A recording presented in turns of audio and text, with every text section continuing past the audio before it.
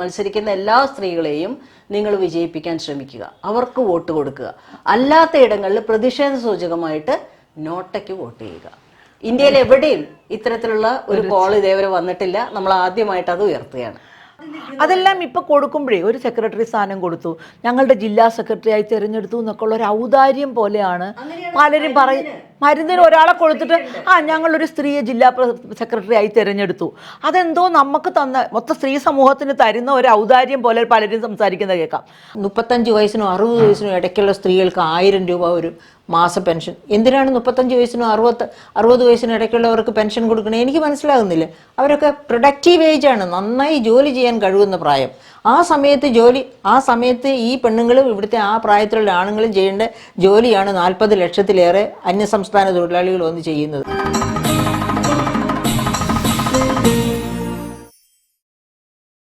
The ഐഡം ഇൻ്ററാക്ഷൻസിലേക്ക് സ്വാഗതം. തെരഞ്ഞെടുപ്പിൻ്റെ ചൂട് എല്ലായിടത്തും പടർന്നു കഴിഞ്ഞു. ഈ തെരഞ്ഞെടുപ്പിൽ ഇപ്പോഴും ഒരു ചോദ്യം ബാക്കിയാണ്: എവിടെയാണ് നമ്മുടെ സ്ത്രീകളുടെ സ്ഥാനം?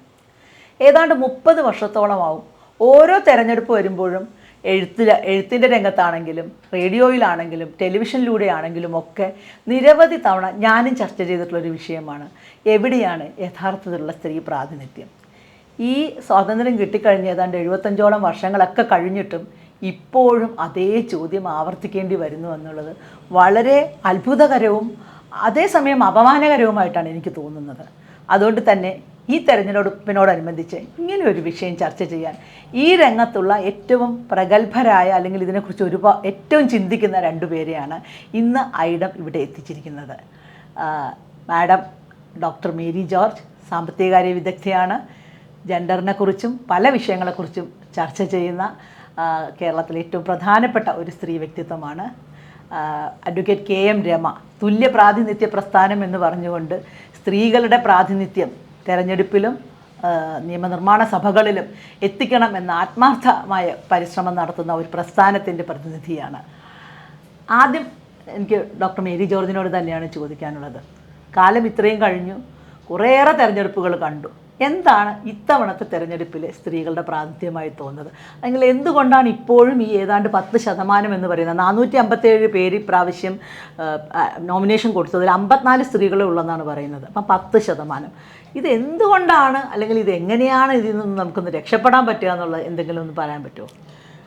അതായത് ഈ ഒരു കാര്യത്തിൽ രക്ഷപ്പെടൽ എന്ന് പറഞ്ഞാൽ സ്ത്രീയുടെ ഒരു യുദ്ധം തന്നെയാണ് വേണ്ടി വരിക. കാരണം സാധാരണ രീതിയിലുള്ള പ്രതിഷേധ സ്വരങ്ങളൊന്നും ഇത്തരക്കാരുടെ അതായത് അധികാരം എപ്പോഴും ഞങ്ങളുടെ കയ്യിൽ തന്നെ വേണമെന്ന ചിന്തയാണ് പുരുഷ വിഭാഗത്തിന് എപ്പോഴും ഉള്ളത്. അപ്പോൾ ആ ചിന്തയിൽ ഒരു മാറ്റം ഉണ്ടാവുക എന്ന് പറയുന്നത് ബുദ്ധിമുട്ടാണ്.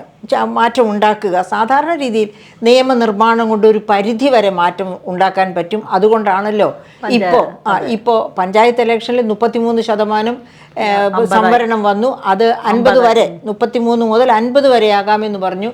അത് 50% തന്നെയാണ് കേരളത്തിൽ ഒരു പക്ഷേ ഇത്തിരി മുകളിൽ. കാരണം എന്താണ്? കേരളത്തിലെ പോപ്പുലേഷൻ പുരുഷന്മാരെക്കാൾ സ്ത്രീകളാണ് കൂടുതൽ. 48% പുരുഷന്മാരും 52% സ്ത്രീകളുമാണ് കേരളത്തിലെ പോപ്പുലേഷൻ. അതുകൊണ്ട് തന്നെ 51% സ്ത്രീകളാണ് തദ്ദേശ സ്വയംഭരണ സ്ഥാപനങ്ങളിലേക്ക് തിരഞ്ഞെടുക്കപ്പെടുന്നത്. പക്ഷെ അവിടെ ഒരു പ്രശ്നമുണ്ട് കേട്ടോ ബിന. അതായത് എന്താണ്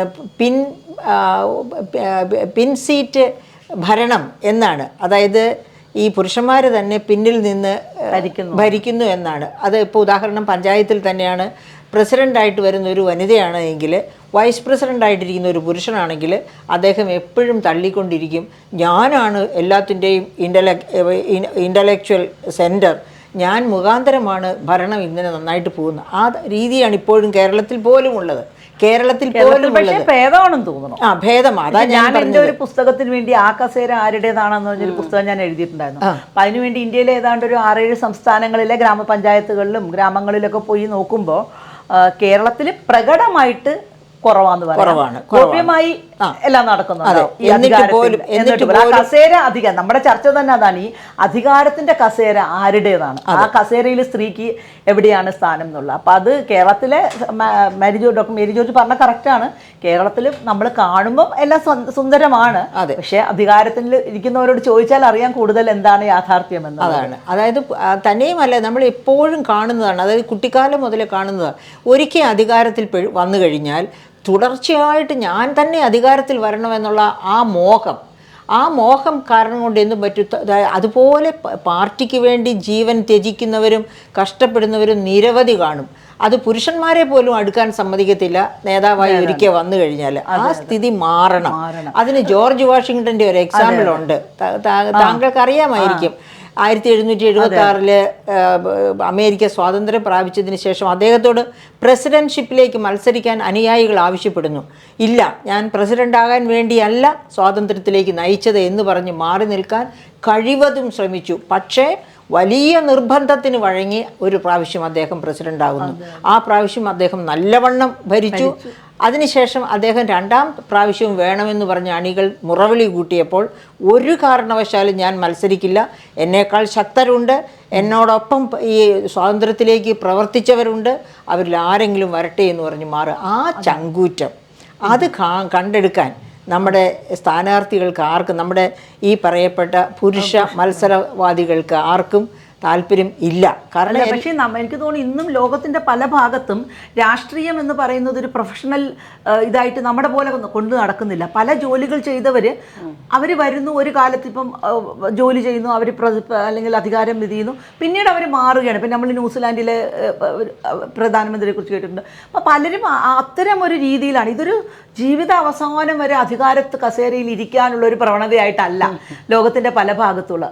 അതുകൊണ്ടാണോ സ്ത്രീകൾക്ക് ഇതിനകത്ത് ഒരു മാറ്റം വരുന്നത്? ഓൾറെഡി നമ്മുടെ ഒരു നൂറ്റാണ്ടുകളായി നിലനിൽക്കുന്ന പാട്രിയാർക്കി, ആ പാട്രിയാർക്കിയെ ഇടിച്ചു പൊളിച്ച് എങ്ങനെയാണ് നമുക്ക് നമ്മുടെ കുടുംബഘടനയെ തന്നെ അറിയാലോ, ഒന്നിനകത്തും നമുക്ക് എൻക്രോച്ച് ചെയ്യാൻ പറ്റില്ല. ഇപ്പോൾ യുണൈറ്റഡ് നേഷൻസ് പറയുന്നത് ഇനി 136 വർഷം കഴിയണം എന്നാണ് സ്ത്രീ പുരുഷ തുല്യത വരാൻ. 64% തുല്യത ഇപ്പോഴും സ്ത്രീക്കുള്ളൂ എന്നാണ് പറയുന്നത്. അപ്പം എന്താണ് രമ ഇതിനെക്കുറിച്ച്, നിങ്ങളുടെ ഈ തുല്യതാ പ്രസ്ഥാനം എന്താണ് ഇതിനെക്കുറിച്ച് കണ്ടെത്തിയിട്ടുള്ളത്, അല്ലെങ്കിൽ നിങ്ങളുടെ ചിന്ത എന്താണ് ഇതിനെക്കുറിച്ച്? അത് പറയുന്നതിന് മുമ്പായിട്ട് ഇപ്പം ഒരു 4-5 മാസം മുമ്പാണ് ഇനി ഇവിടെ ആൺകുട്ടികളുടെ സർക്കാർ വരും എന്ന് പറഞ്ഞൊരു മഹാനുണ്ട് നമുക്ക് നേതാവായിട്ട്, MP ആണ്. ഒരു MP പറയുകയാണ് ഇനി ഇവിടെ ആൺകുട്ടികളുടെ സർക്കാർ വരുമെന്ന്. അദ്ദേഹം ഭരണഘടന തൊട്ട് തുല്യത എന്നുള്ള ഒരു അടിസ്ഥാനപരമായിട്ടുള്ള അവകാശത്തെ അംഗീകരിച്ചുകൊണ്ട് ഇവിടെ MP ആയിട്ട് സത്യം ചെയ്ത് വന്നിട്ടുള്ള ആളാണ്. അയാൾ പറയുകയാണ് ഇനി ഇവിടെ ആൺകുട്ടികളുടെ സർക്കാർ വരുമെന്ന്. ഈ കാലത്ത് എത്ര വർഷം കഴിഞ്ഞിട്ടാ? 3/4 നൂറ്റാണ്ടും കഴിഞ്ഞിട്ട്. ആ ധൈര്യം ഈ മനുഷ്യർക്ക് എവിടുന്നാണ് കിട്ടുന്നത്? അതാണ് ശരിയായ ചോദ്യം. ഇപ്പോഴും എങ്ങനെയാണ് ഇത്രയും നമ്മളെ എത്രയോ നാളുകളായി നമ്മൾ സംസാരിക്കുന്നു, എന്നിട്ട് ഈ ഭരണഘടനയെ നോക്കൂത്തിയാക്കുന്നു, അല്ലെങ്കിൽ നമ്മളുടെ സ്ത്രീകൾ ഇപ്പോൾ കേരളത്തെ പോലൊരു സ്ഥലത്ത് ഏത് രംഗത്താണ് സ്ത്രീ ഇല്ലാത്തത്? ഏത് രംഗത്താണ് സ്ത്രീകൾ പെൺകുട്ടികൾ വ്യക്തിമുദ്ര പതിപ്പിക്കാത്തത്? ഒഴിവാക്കി നിർത്തുന്ന ഒരു ചില ഫീൽഡുകളാണ്. ഒന്നിപ്പോൾ നമുക്ക് രാഷ്ട്രീയം പോലെ തന്നെയാണ് സിനിമ, അങ്ങനെയുള്ള അവിടെയൊക്കെ യുദ്ധം ചെയ്യേണ്ടി വരികയാണ്. നമുക്ക് ന്യായമായ അവകാശമാണ്, അല്ലെങ്കിൽ ന്യായമായി നമുക്ക് കിട്ടേണ്ട സ്ഥാനം കിട്ടാനാണ് നമ്മൾ യുദ്ധം ചെയ്യേണ്ടി വരുന്നത് എന്നുള്ളത് വലിയൊരു സങ്കടം തന്നെയാണ്. വീരപ്പ ചോദിച്ച ചോദ്യത്തിനുള്ള ഏറ്റവും ആദ്യത്തെ ഉത്തരം എന്ന് പറയുന്നത് അധികാരത്തിൽ നിന്നാണ്. എവിടെയാണ് സ്ത്രീകളെ ഒഴിവാക്കി നിർത്തിയിരിക്കുന്നത് ചോദിച്ചു കഴിഞ്ഞാൽ അധികാരത്തിൽ നിന്നാണ്. കൃത്യമായിട്ടും അധികാരത്തിൽ എവിടെയൊക്കെ അധികാരം ആവശ്യമുണ്ടോ അവിടെയൊക്കെ സ്ത്രീ പുറത്താണ്. അത് കുടുംബത്തിനകത്ത് തീരുമാനം എടുക്കുന്ന കാര്യത്തിലായാലും, രാജ്യത്തിന്റെ കാര്യത്തിൽ, സംസ്ഥാനത്തിന്റെ കാര്യത്തിൽ, ഏതെങ്കിലും തരത്തിലുള്ള ഇൻസ്റ്റിറ്റ്യൂഷൻസിൽ തീരുമാനം എവിടെയൊക്കെ എടുക്കണമോ അവിടെയൊക്കെ സ്ത്രീ പുറത്തും പുരുഷന്റെ തീരുമാനം നടപ്പിലാക്കാനുള്ള ഒരു ഒരു വിഭാഗം ആൾക്കാരായിട്ടാണ് സ്ത്രീകളെ കണ്ടിട്ട് തന്നെയുള്ളൂ. അതുകൊണ്ടാണ് ഇപ്പം നമുക്ക് ഈ കാര്യം വളരെ ക്ലിയർ ആയിട്ട് വരുന്നൊരു സ്ഥലമുണ്ട്. നമ്മൾ എപ്പോഴും പറയാറുണ്ട്, എന്താണ് 92-93 ഭേദഗതി, അതായത് പഞ്ചായത്തി രാജ് ആക്ടും അതേപോലെ 72-73 ഈ എന്താണ് പഞ്ചായത്തി രാജ് ആക്ട് വളരെ പ്രധാനപ്പെട്ട ഒരു ലെജിസ്ലേഷൻ തന്നെയായിരുന്നു, ഒരു സംശയമില്ല കാര്യത്തിൽ. അത് ആദ്യം തന്നെ 33% സ്ത്രീകൾക്ക് സംവരണം ഏർപ്പെടുത്തി. പിന്നീട് അത് പല സംസ്ഥാനങ്ങളിലും 50 വർദ്ധിപ്പിക്കുകയും ചെയ്തു. അതിന് കുറെ കൂടി എളുപ്പമായിരുന്നു. എന്തുകൊണ്ടാണ്? അവിടെ ഇംപ്ലിമെൻറ്റേഷനാണ് നടക്കുന്നത്. അവിടെ നിയമം നിർമ്മിക്കുന്നില്ല, അവിടെ പോളിസി തീരുമാനിക്കുന്നില്ല. പോളിസി അവിടെ തീരുമാനിക്കും നിയമസഭയിലും അതേപോലെ തന്നെ ലോക്സഭയിലും അല്ലെങ്കിൽ പാർലമെൻറ്റിൻ്റെ ഇരുസഭകളിലും. എന്നിട്ട് ഇങ്ങോട്ട് കൊടുത്തയക്കും. നിങ്ങൾ ഇത്ര ബജറ്റ് അനുസരിച്ച് ഇന്ന കാര്യങ്ങൾ ഇന്ന ഘടക പദ്ധതികൾക്കായിട്ട് ഉപയോഗിക്കണം. അപ്പോൾ 50% 54% ഒക്കെ സ്ത്രീകളിരുന്ന് അത് ഇംപ്ലിമെൻ്റ് ചെയ്യും. ഇത് നോക്കിയാൽ മതി. അധികാരം കൃത്യമായിട്ടും തീരുമാനങ്ങൾ എടുക്കുന്നിടത്തേക്ക് എത്തിക്കില്ല എന്നുള്ളതാണ് ഏറ്റവും പ്രധാനപ്പെട്ട പോളിസി തന്നെ. അതുകൊണ്ടാണ് ഈ നിയമനിർമ്മാണം നടക്കാത്തത്. ഈ അധികാരം എന്ന് പറയുന്നത് അതിനെക്കുറിച്ച് ഇവിടെ ഒരു വളരെ ഇപ്പം രമ പറഞ്ഞെടുത്ത് എനിക്കൊരു വളരെ പ്രധാനപ്പെട്ട കാര്യം പോയിന്റ് ഔട്ട് ചെയ്യാനുണ്ട്. അതായത് ലോക്കൽ സെൽഫ് ഗവൺമെൻറ് എന്തായിരുന്നു കോൺസ്റ്റിറ്റ്യൂഷനിൽ പറഞ്ഞിരിക്കുന്നത്. ഇപ്പം ആ സെൽഫ് ഗവൺമെൻറ് എന്നുള്ള സെൽഫ് മാറ്റിയിട്ട് ലോക്കൽ ഗവൺമെൻറ് മാറ്റിയിട്ടുണ്ട്. എന്താണെന്ന് വെച്ചാൽ ഇപ്പോൾ രമ പറഞ്ഞതുപോലെ തന്നെ അധികാരം അവർക്ക് കൊടുക്കാതെ സംസ്ഥാന തലത്തിൽ വയ്ക്കുക. എന്നിട്ട് 28 ഫങ്ഷൻസ് ലോക്കൽ സെൽഫ് ഗവൺമെൻറ്റ്സിന് കൊടുത്തിട്ടുണ്ട്. അതിൻ്റെ ഈ പറഞ്ഞതുപോലെ ബജറ്റിൽ പറയുന്ന കാര്യങ്ങളൊക്കെ മാത്രം. ഇപ്പോൾ തന്നെ ഈ പ്രാവശ്യത്തെ ബജറ്റ്, കേരള ബജറ്റ് എടുത്ത് നോക്കുക. ഈ വർഷത്തിലെ 2025-26 ബജറ്റ് അവിടെ 48% വരെ ആണ് പ്ലാൻ ഫണ്ട് ഇവർക്ക് കൊടുത്തിരിക്കുന്നത്. അപ്പോൾ സംസ്ഥാന തലത്തിലും അതേ ലോക്കൽ സെൽഫ് ഗവൺമെൻറ് തലത്തിലും 48% യൂട്ടിലൈസ് ചെയ്യാൻ പറ്റിയിട്ടുള്ളൂ. അത്ര തന്നെ പറ്റിയിട്ടുണ്ടോ എന്ന് അറിഞ്ഞുകൂടാ. അത് തന്നെ ഫേക്ക് ന്യൂസ് ആണോ എന്ന് നമുക്ക് അറിഞ്ഞുകൂടാ. അപ്പോൾ 100% കൊടുക്കേണ്ടിടത്താണ് ഈ 48% മാത്രമേ കൊടുത്തിട്ടുള്ളൂ. കാരണം എന്താണ്? ധനപ്രതിസന്ധി അത്ര ഗൗരവത്തിലാണ് എന്നതുകൊണ്ട്. അപ്പോൾ ഈ ലോക്കൽ സെൽഫ് ഗവൺമെൻറ് ആ സെൽഫ് എടുത്തു മാറ്റിയതോടുകൂടി തന്നെ ചിറകരിഞ്ഞ പക്ഷിയെ പോലെ ആയിപ്പോയി. അങ്ങനെയാണ്. അല്ലെങ്കിൽ ലോക്കൽ സെൽഫ് ഗവൺമെൻറ്റിന് സ്വന്തം അധികാരങ്ങളുണ്ട്. അവർക്ക് പകർന്നു കൊടുത്തിരിക്കുന്ന 28 ഫങ്ഷൻസ് എങ്ങനെ ചെയ്യണമെന്ന് തീരുമാനിക്കാനുള്ള മുഴുവൻ അവകാശങ്ങളും കോൺസ്റ്റിറ്റ്യൂഷണലായിട്ട് തന്നെ അവർക്ക് കിട്ടിയിട്ടുണ്ട്. എന്നിട്ട് എന്തുകൊണ്ടാണ് ഇവരാരും കോടതിയിൽ പോകാത്തത് ഈ കാര്യത്തിന് വേണ്ടിയെന്ന് ഞാൻ അത്ഭുതം കൂറാറുണ്ട്. അതാണ് അവസ്ഥ. അപ്പം അധികാരം കിട്ടിയാൽ തന്നെ അതെങ്ങനെ വെട്ടിച്ചുരുക്കി ഇല്ലാതെയാക്കാം, അപ്പോഴും സ്വന്തം കൈപ്പടയിൽ ഒതുക്കാം എന്നാണ് ഒരു പൊതുവായ ധാരണ. അപ്പം ഇതിനകത്ത് നമ്മൾ സ്ത്രീകളെ കുറിച്ച് ചിന്തിക്കും. ഇപ്പം ഞാൻ നേരത്തെ പറഞ്ഞല്ലോ, ഞാൻ ഈ 6-7 സംസ്ഥാനങ്ങളിൽ പോകുമ്പം അവിടെ എന്നോട് എല്ലാ സ്ത്രീകളും, ഇന്ത്യയിലെ പല സംസ്ഥാനങ്ങളിലെ സ്ത്രീകൾ പറഞ്ഞ ഒരു വിചിത്രമായ ഒരു കാര്യമുണ്ട്. അതായത് അവരെല്ലാം പഞ്ചായത്ത് മെമ്പർമാരോ പഞ്ചായത്ത് പ്രസിഡന്റുമാരോ ഒക്കെ ആയിരിക്കും. അവരെല്ലാം പറയുന്നത്, ഞങ്ങൾ പഞ്ചായത്തിലെ കാര്യങ്ങളൊക്കെ നോക്കുന്നതിന് രാവിലെ 3 മണിക്ക് എഴുന്നേറ്റ് വീട്ടിലെ എല്ലാ കാര്യങ്ങളും ചെയ്തു വെച്ച് ആ റോള് ഫുൾ ചെയ്തിട്ടാണ് ഞങ്ങൾ പോകുന്നതെന്ന്. അപ്പം ഈ ഒരു ഭയങ്കരമായ കൺഫ്യൂഷനോ അല്ലെങ്കിൽ അത്തരം ഒരു സംഘർഷമോ സ്ത്രീകളുടെ ഇടയിലുണ്ടോ രാഷ്ട്രീയത്തിൽ വരുന്നതിൽ, പബ്ലിക് പ്ലേസിൽ? അത് എനിക്ക് അത്ഭുതം തോന്നി. ഞാൻ ബീഹാറിൽ ചെല്ലുമ്പോഴും ഗുജറാത്തിൽ ചെല്ലുമ്പോഴും കേരളത്തിലും പറയുന്നതാണ്. എന്ന് വെച്ചാൽ ഇത് ചെയ്തില്ലെങ്കിൽ നമ്മളെന്തോ മോശക്കാരാകും. കുടുംബത്തിൽ നിന്ന് മാറി നിന്ന്, അല്ലെങ്കിൽ നമുക്ക് ചെയ്യേണ്ടതെന്ന് പറഞ്ഞാൽ ഓൾറെഡി നമ്മൾ ഇവിടെ ഒരു ഇതുണ്ടല്ലോ. അപ്പം ഇതെങ്ങനെയാണ് ഈ അധികാരത്തിനകത്തുനിന്ന് സ്ത്രീയെ മാറ്റി നിർത്തുന്നതെന്ന് രമയ്ക്ക്? തീർച്ചയായിട്ടും നമ്മുടെ ഏറ്റവും വലിയ അനുഭവം അത് തന്നെയാണ്. അതായത് ഇപ്പോൾ ഏത് പഞ്ചായത്തിലും ഞാൻ കുറച്ച് വർഷം മുമ്പ് കോർപ്പറേഷനിൽ പോയിട്ടുണ്ടായിരുന്നു. തൃശ്ശൂർ കോർപ്പറേഷൻ, ഞാൻ തൃശ്ശൂരിൽ നിന്നാണ് വരുന്നത്. തൃശ്ശൂർ കോർപ്പറേഷനിൽ പോയിട്ടുണ്ടായിരുന്നു. അവിടുത്തെ സ്ത്രീകളായിട്ടുള്ള ചെയർപേഴ്സൺസിനെയാണ്, സാധാരണ ഡിവിഷൻ മെമ്പർമാരെയല്ല. അവരെ കണ്ടിട്ട് സംസാരിക്കുമ്പോൾ പോലെ അവർ പോലും പറയുന്നത് 4 മണിക്ക് വീട്ടിലെത്തണം. കാരണം ചെറിയ കുഞ്ഞുങ്ങളാണ്. അവർ സ്കൂളിൽ നിന്ന് എത്തുന്നത് വരെയാണ് എൻ്റെ ഇത്. അപ്പോൾ അതിനുശേഷം പലപ്പോഴും മീറ്റിംഗ് നീളുമ്പോൾ എനിക്ക് മീറ്റിങ്ങിൽ പങ്കെടുക്കാൻ പറ്റില്ല. മാത്രമല്ല വീട്ടിലെല്ലാ കാര്യങ്ങളും കഴിഞ്ഞിട്ട് തന്നെയാണ് എനിക്ക് ഇവിടെ വരാൻ പറ്റുള്ളൂ. അങ്ങനെ ഒരു കൂട്ടം മനുഷ്യരുടെ ഗവേണൻസ് എത്രമാത്രം ദുരിതം പിടിച്ചതായിരിക്കും എന്നുള്ളതൊന്ന് ആലോചിച്ച് നോക്കൂ. അവരുടെ ചുമതലകളിൽ യാതൊരു തരത്തിലുള്ള മാറ്റങ്ങളും വരുന്നില്ല. ചെയർപേഴ്സൺ ആണെങ്കിലും പഞ്ചായത്ത് പ്രസിഡന്റ് ആയാലും അവർക്കുള്ള ഉത്തരവാദിത്വത്തിൽ യാതൊരു വ്യത്യാസവും ഇല്ല. അത് നിറവേറ്റാനുള്ള എല്ലാ സ്വാതന്ത്ര്യത്തോടും സമയത്തോടും കൂടിയിട്ടുള്ള ഒരു ഭരണം കിട്ടിയിട്ടല്ലേ കാര്യമുള്ളൂ.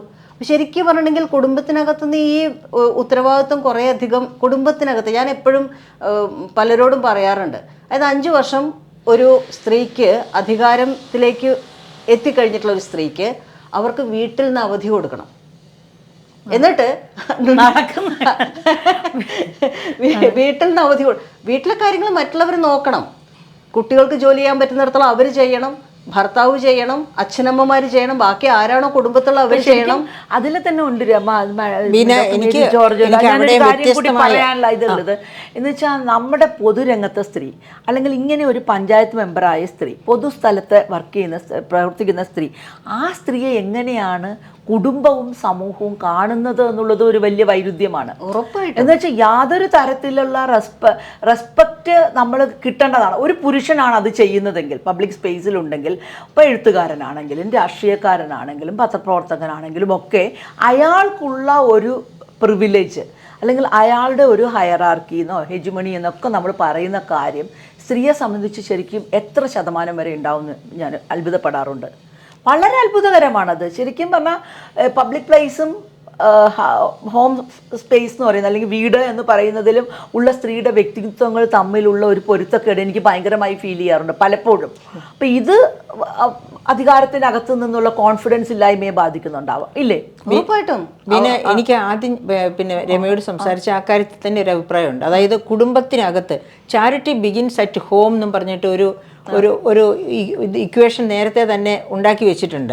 എന്ന് വെച്ചാൽ ഏത് നല്ല കാര്യവും സ്വന്തം കുടുംബം അത് വേണ്ടെന്ന് നമ്മൾ പറയുന്നില്ല. ഒരു സ്ത്രീയും ഒരിക്കലും പറയില്ല നമ്മൾ വീട്ടിലെ കാര്യങ്ങളിൽ നിന്ന് ഒഴിവാകണം എന്നല്ല പറയുന്നത്. പക്ഷേ നമുക്ക് അത്യാവശ്യമായിട്ട് വേണ്ട ഒന്ന് ഒരു ഡിവിഷൻ ഓഫ് ലേബർ കുടുംബത്തിനകത്ത് വരണം. അത് എപ്പോഴും അത് സ്ത്രീയെ അധികാര സ്ഥാനത്ത് പുറത്ത് അധികാര സ്ഥാനത്ത് എത്തുമ്പോൾ മാത്രമല്ല അല്ലാത്തപ്പോൾ പോലും ഒരു ഡിവിഷൻ ഓഫ് ലേബർ വേണം.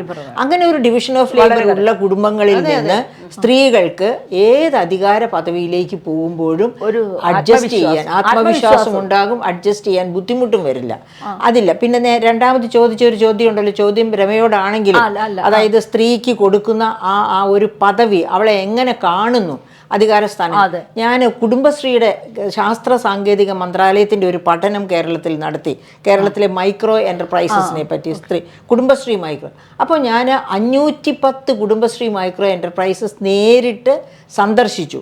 ആ സമയത്ത് ഒരുപാട് സ്ത്രീകൾ നേരത്തെ പിന്നെ ബീന പറഞ്ഞതുപോലെ രാവിലെ 4 മണിക്ക് എഴുന്നേറ്റ് വീട്ടിലെ കാര്യങ്ങളൊക്കെ നടത്തി, ഇവർ ചിലപ്പം കഫേ നടത്തുന്നവരായിരിക്കാം, മറ്റേ ഏതെങ്കിലും തരത്തിലുള്ള എൻ്റർപ്രൈസ് ആയിരിക്കും ഇവരുടേത്, അത് നടത്താൻ പോകുന്നവരാണ്. അപ്പോൾ അത് നടത്തി അത് അടച്ച് രാത്രിയാവും വീട്ടിൽ വരാനായിട്ട്. അങ്ങനെ വീട്ടിൽ വരുമ്പോൾ വീട്ടിലുള്ളവർ തന്നെ എങ്ങനെ ചോദിക്കുമെന്ന് ഞാൻ പ്രത്യേകിച്ച് പറയണ്ടല്ലോ ഇവിടെ.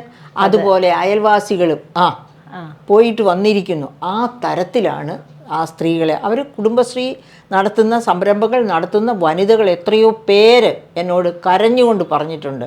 പക്ഷേ ഞങ്ങൾ അതൊന്നും ഗവനിക്കാതെ മുന്നോട്ട് പോകുന്നു. എന്തിനാണ്? പണ്ട് ഉപ്പും കഞ്ഞിയും കഴിച്ച് ഞങ്ങളുടെ കുട്ടികൾ സ്കൂളിൽ പോയെങ്കിൽ ഇപ്പോൾ അവർ നല്ല വസ്ത്രം ധരിച്ച് നല്ല എന്തെങ്കിലുമൊക്കെ 1-2 കറികളൊക്കെ കൂട്ടി ചോറുണ്ടിട്ട് സ്കൂളിൽ പോകുന്നു, വസ്ത്രം ധരിച്ച് സ്കൂളിൽ പോകുന്നു. ആ മാറ്റം ഞങ്ങളുടെ കുടുംബങ്ങളിൽ ഉണ്ടായത് ഞങ്ങളിങ്ങനെ പോകുന്നത് ഈ കഷ്ടപ്പെടുന്നത് കൊണ്ടാണ്. അപ്പോൾ 4 മണി മുതൽ ഒരു 12 മണി വരെ, രാത്രി 12 മണി വരെയാണ് അവരുടെ അധ്വാനം. അതുപോലും കണക്കിലെടുക്കപ്പെടുന്നില്ല. ഇതൊക്കെ പുറത്ത് ഇപ്പൊ സുപ്രീം കോടതി ഏറ്റവും കഴിഞ്ഞ ദിവസം സുപ്രീം കോടതി പറഞ്ഞു വീട്ടുജോലി എന്ന് പറയുന്നതിനെ കുറിച്ച്. സുപ്രീം കോടതി പറഞ്ഞു കുറച്ച് കഴിഞ്ഞ കോവിഡിന്റെ സമയത്ത് മുഖ്യമന്ത്രി വരെ പറഞ്ഞു. പക്ഷെ ഇതൊന്നും തന്നെ ഒരിടത്തും എത്തുന്നില്ല എന്നുള്ളൊരിതുണ്ട്.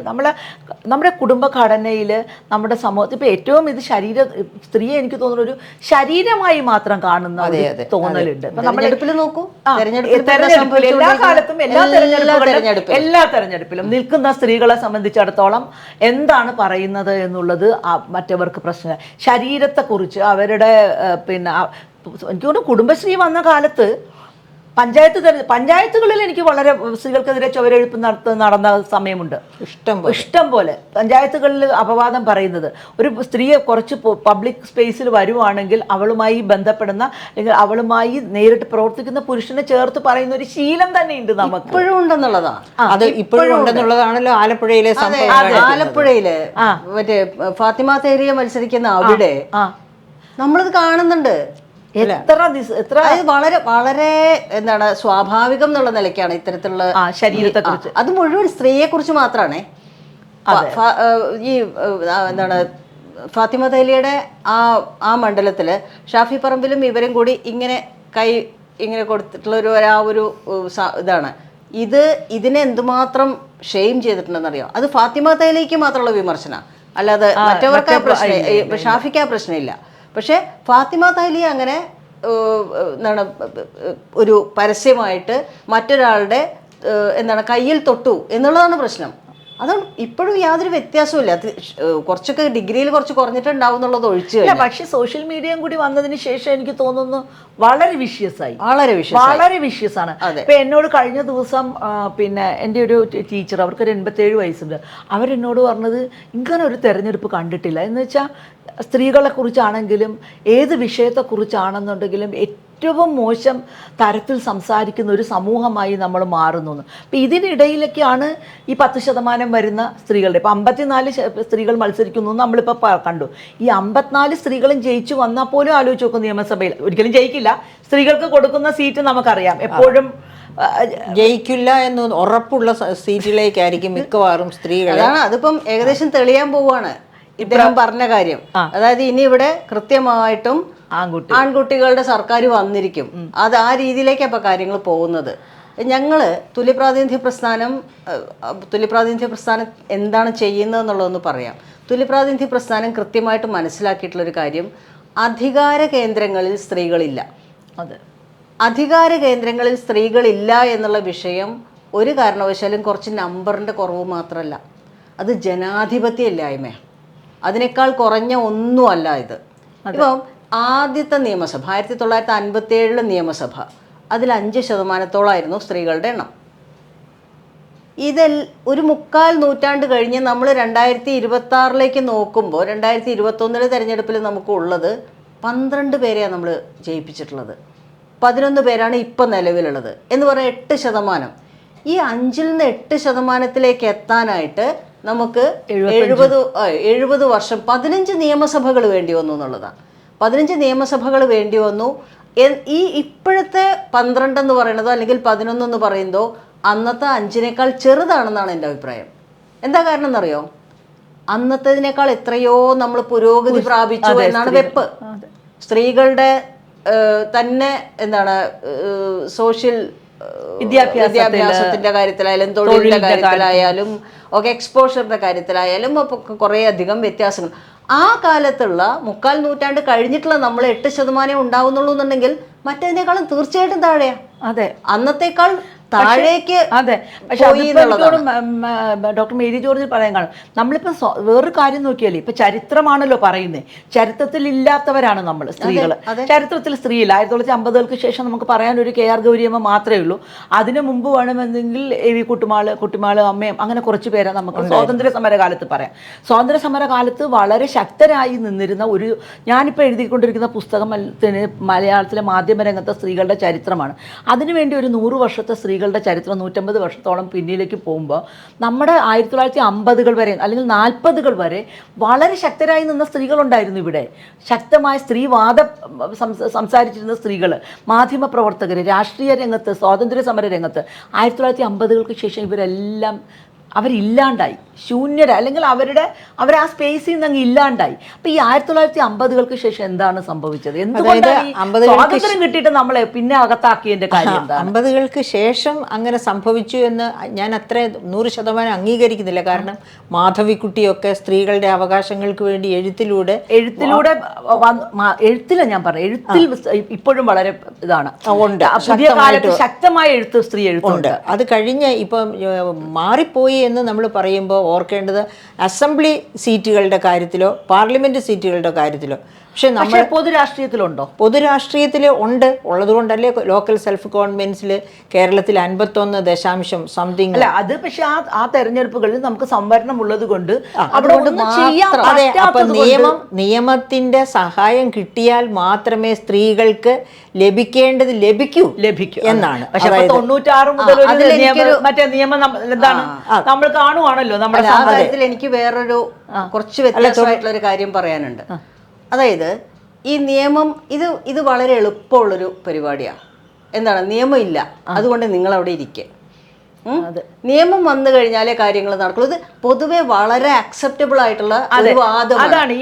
പ്രശ്നം വെച്ചാൽ ഇപ്പൊ നമ്മൾ ഈ നിയമം എന്ന് പറയുന്നു, നമ്മൾ തന്നെ പറയുന്ന നമ്മുടെ ഇടതുപക്ഷ പ്രസ്ഥാനങ്ങളും കോൺഗ്രസ് പ്രസ്ഥാനം എല്ലാവർക്കും തന്നെ അവരുടെ സീറ്റ് കൊടുക്കുമ്പോൾ അവർക്ക് എന്തുകൊണ്ട് കൊടുക്കാൻ പറ്റിയില്ല? ഞാനിത് പല രാഷ്ട്രീയ പ്രവർത്തകരായ സ്ത്രീകളോടും ഇപ്രാവശ്യം ചോദിച്ചതാണ്.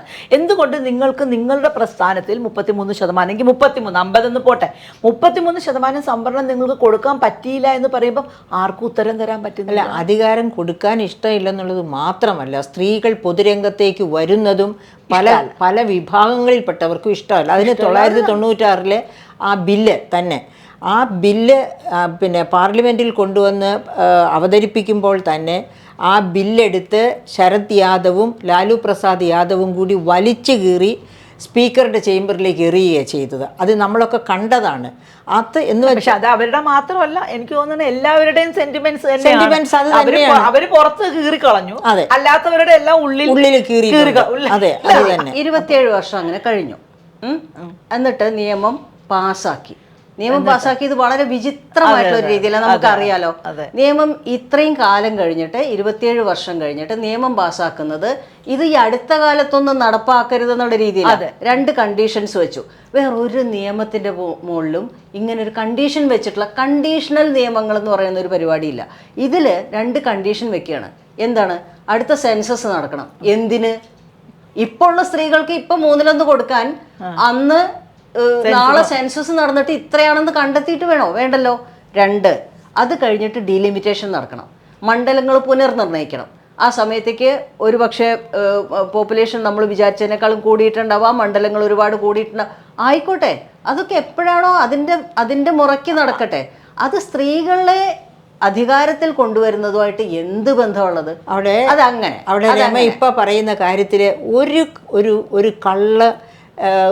ഒരു കള്ളം കൂടി ഒളിച്ചിരിക്കുന്നതായിട്ടാണ് ഞാൻ മനസ്സിലാക്കിയിട്ടുള്ളത്. അതായത് അതിനൊരു ക്രോണോളജി പറയണം. 96 ശേഷം സംഭവിച്ചു. UPA ഗവൺമെൻറ്റിൻ്റെ കാലത്ത് 2 പ്രാവശ്യം ഈ ബില്ല് അവതരിപ്പിക്കുന്നു. അന്ന് പക്ഷേ ഒരു പ്രശ്നം ഉണ്ടായിരുന്നു. UPAക്ക് പാർലമെന്റിൽ മെജോറിറ്റി ഉണ്ടായിരുന്നു, രാജ്യസഭയിൽ ഇല്ലായിരുന്നു. രാജ്യസഭയിൽ ഇല്ലായിരുന്നു. അങ്ങനെ രാജ്യസഭയിൽ വെച്ച് അത് തോറ്റുപോയി. കാരണം ഈ ബില്ല് രാജ്യസഭയിലും ലോകസഭയിലും പാസ്സാക്കേണ്ടതാണ്.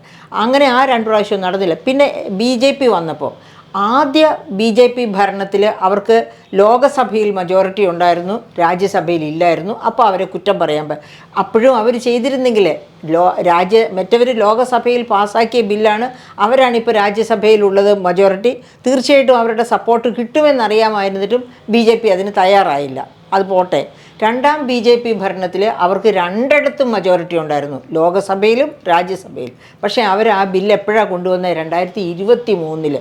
അതായത് നാളെ ഇലക്ഷൻ വരുന്നു എന്നുള്ള സമയത്ത് ഈ ബില്ല് കൊണ്ടുവന്ന് ഈ ഇന്ത്യയിലുള്ള സ്ത്രീകളെ എല്ലാവരെയും ഞങ്ങൾ ചേർത്ത് പിടിക്കുന്നു, നിങ്ങൾ ഞങ്ങൾക്ക് വോട്ട് തരൂ എന്ന് പറഞ്ഞുകൊണ്ട് വോട്ട് വാങ്ങി ഒരു ഇലക്ഷൻ സ്റ്റണ്ടായിട്ട് പിന്നെ ഭരണത്തിൽ വരാനുള്ള ഒരു വലിയ കളിയായിട്ടാണ് അതുകൊണ്ട് ഇപ്പോൾ ഇലക്ഷൻ സ്റ്റണ്ട് എന്നല്ല അതിനെ പറയേണ്ടത്. അത് ശരിക്കും പറഞ്ഞെങ്കിൽ ഒരു ചതിയാണ്. എന്താ കാരണം എന്ന് വെച്ചാൽ ആ സമയത്തെന്ന് പറഞ്ഞു കഴിഞ്ഞാൽ ഒരുപാട് പ്രശ്നങ്ങൾ നേരിടുന്നുണ്ടായിരുന്നു. ഒരുപാട് ആന്റി ഇൻക്യുംബൻസി വളരെ കാര്യമായിട്ടുണ്ടായിരുന്നു. ആ സമയത്ത് അതിനെ മറികടക്കാനുള്ള ഒരു പരിപാടി മാത്രമാണ് ഇത്. അത് ഒരേ സമയം തന്നെ പാസ്സാക്കുകയും വേണം, എന്നാൽ അത് നടപ്പാക്കാനും പറ്റില്ല. സ്ത്രീകൾക്ക് അധികാരം കൊടുക്കാൻ പറ്റില്ല. അപ്പോഴെന്താണ്? ഈ 2 കണ്ടീഷൻസ് വെച്ച് ചെയ്തു. ഞാൻ ഇനി അതിൽ ബാക്കി സംഭവിച്ചത് എന്താ? പ്രതിപക്ഷ കക്ഷികളെ എല്ലാവരും അത് ഒരു കാരണവശാലും ഈ 2 കണ്ടീഷൻസ് വെക്കരുതെന്നും ഇത് ഇപ്പോൾ തന്നെ യാതൊരു തരത്തിലുള്ള നിബന്ധനകളും ഇല്ലാതെ നടപ്പാക്കണം എന്നും പറഞ്ഞ പ്രതിപക്ഷ കക്ഷികൾ അല്ലേ. എന്നിട്ട് അത് കണ്ടീഷൻസോട് കൂട്ടി തന്നെ പാസ്സാക്കി. അപ്പൊ അതുകൊണ്ട് തന്നെ അതിന്റെ നടപ്പിലാക്കൽ എന്നാണ് എന്നുള്ളത് ഇപ്പോഴും വ്യക്തമല്ല. അത് എന്തായാലും ഒരു പക്ഷേ 2029 നമുക്ക് വിശ്വസിക്കാനേ പറ്റില്ല. 2029 കഴിഞ്ഞ് അടുത്ത തെരഞ്ഞെടുപ്പിനെ പറ്റിയിട്ട് ആലോചിച്ചാൽ മതി. ലോക്സഭയുടെ കാര്യത്തിലാണെങ്കിൽ അതാണ് നമുക്കിപ്പോ കാണാൻ പറ്റുന്ന ഒരു സമയം. പക്ഷെ അതിലും ആർക്കുണ്ടാവും? ഞാൻ വേറൊരു കാര്യം പറയാൻ വരികയാണ്. അപ്പൊ ഇപ്പൊ ഇന്ത്യ മുന്നണി ഭരണത്തിൽ വരികയാണെങ്കിൽ ഉറപ്പായിട്ടും അത് ഭരണത്തിൽ വരണം. ഭരണത്തിൽ വന്നാൽ അത് തന്നെയല്ല ഇന്ത്യ മുന്നണിയാണെന്ന് ഓർക്കണം. അതിൽ എത്ര കൂട്ടര് ചേർന്ന് നിൽക്കും, എത്ര കൂട്ടര് വിഘടിച്ച് നിൽക്കുമെന്ന് നമുക്ക് പറയാം. അതായത് ഓരോ കാര്യങ്ങൾ വരുമ്പോൾ അടുത്ത ഭരണത്തിന്റെ കാര്യം അവിടെ നിൽക്കട്ടെ. ഇപ്പൊ എന്താണ് സംഭവിച്ചതെന്ന് നോക്കുക. ഇതില് എല്ലാ പ്രതിപക്ഷ കക്ഷികളും ഇന്ത്യ ബ്ലോക്കിലുള്ള മുഴുവൻ കക്ഷികളും ഒരേപോലെ പറഞ്ഞു അത് ഇപ്പം നടപ്പാക്കണം, യാതൊരു തരത്തിലുള്ള നീട്ടിവെക്കലും അതിൽ പാടില്ല എന്ന്. അവർ വളരെ കൃത്യമായിട്ടുള്ള വാദങ്ങളും അതിനു വേണ്ടി കൊണ്ടുവന്നു. കൃത്യമായിട്ടുള്ള ഇതാണ് അവരിവിടെ ഉന്നയിച്ചത്. എന്നിട്ട് മറിച്ച് തന്നെ പാസ്സാക്കപ്പെട്ടു. അപ്പോൾ സ്വാഭാവികമായിട്ടും ഈ ഇന്ത്യ ബ്ലോക്കിൽ വരുന്ന എല്ലാ പാർട്ടികൾക്കും ഒരു ധാർമ്മികമായിട്ടുള്ള ഉത്തരവാദിത്വം വരുന്നുണ്ട്. അതായത് അടുത്ത തെരഞ്ഞെടുപ്പിൽ, അടുത്ത അവസരത്തിൽ അത് നടപ്പിലാക്കുക എന്നുള്ളത്. അതിന് യാതൊരു നിയമ തടസ്സവും ഇല്ല. അവർക്ക് മോറൽ റെസ്പോൺസിബിലിറ്റി ഉണ്ട്, അവർക്ക് രാഷ്ട്രീയമായിട്ടുള്ള ഉത്തരവാദിത്വം ഉണ്ട്. കാരണം എന്താ, അവർ പറഞ്ഞത് ഏറ്റെടുത്ത കാര്യം അവര് അത് ഉദ്ദേശിച്ചിട്ടാണ് ചെയ്തതെങ്കിൽ ഉറപ്പായിട്ടും അവർക്ക് അതിനുള്ള അവസരം ഉണ്ടല്ലോ. 2024 ലോക്സഭാ ഇലക്ഷനിൽ സ്വാഭാവികമായിട്ടും നമ്മളിത് പ്രതീക്ഷിച്ചു. എന്ത്, ഇവർ ഈ വാക്ക് പാലിക്കും എന്നുള്ളത്.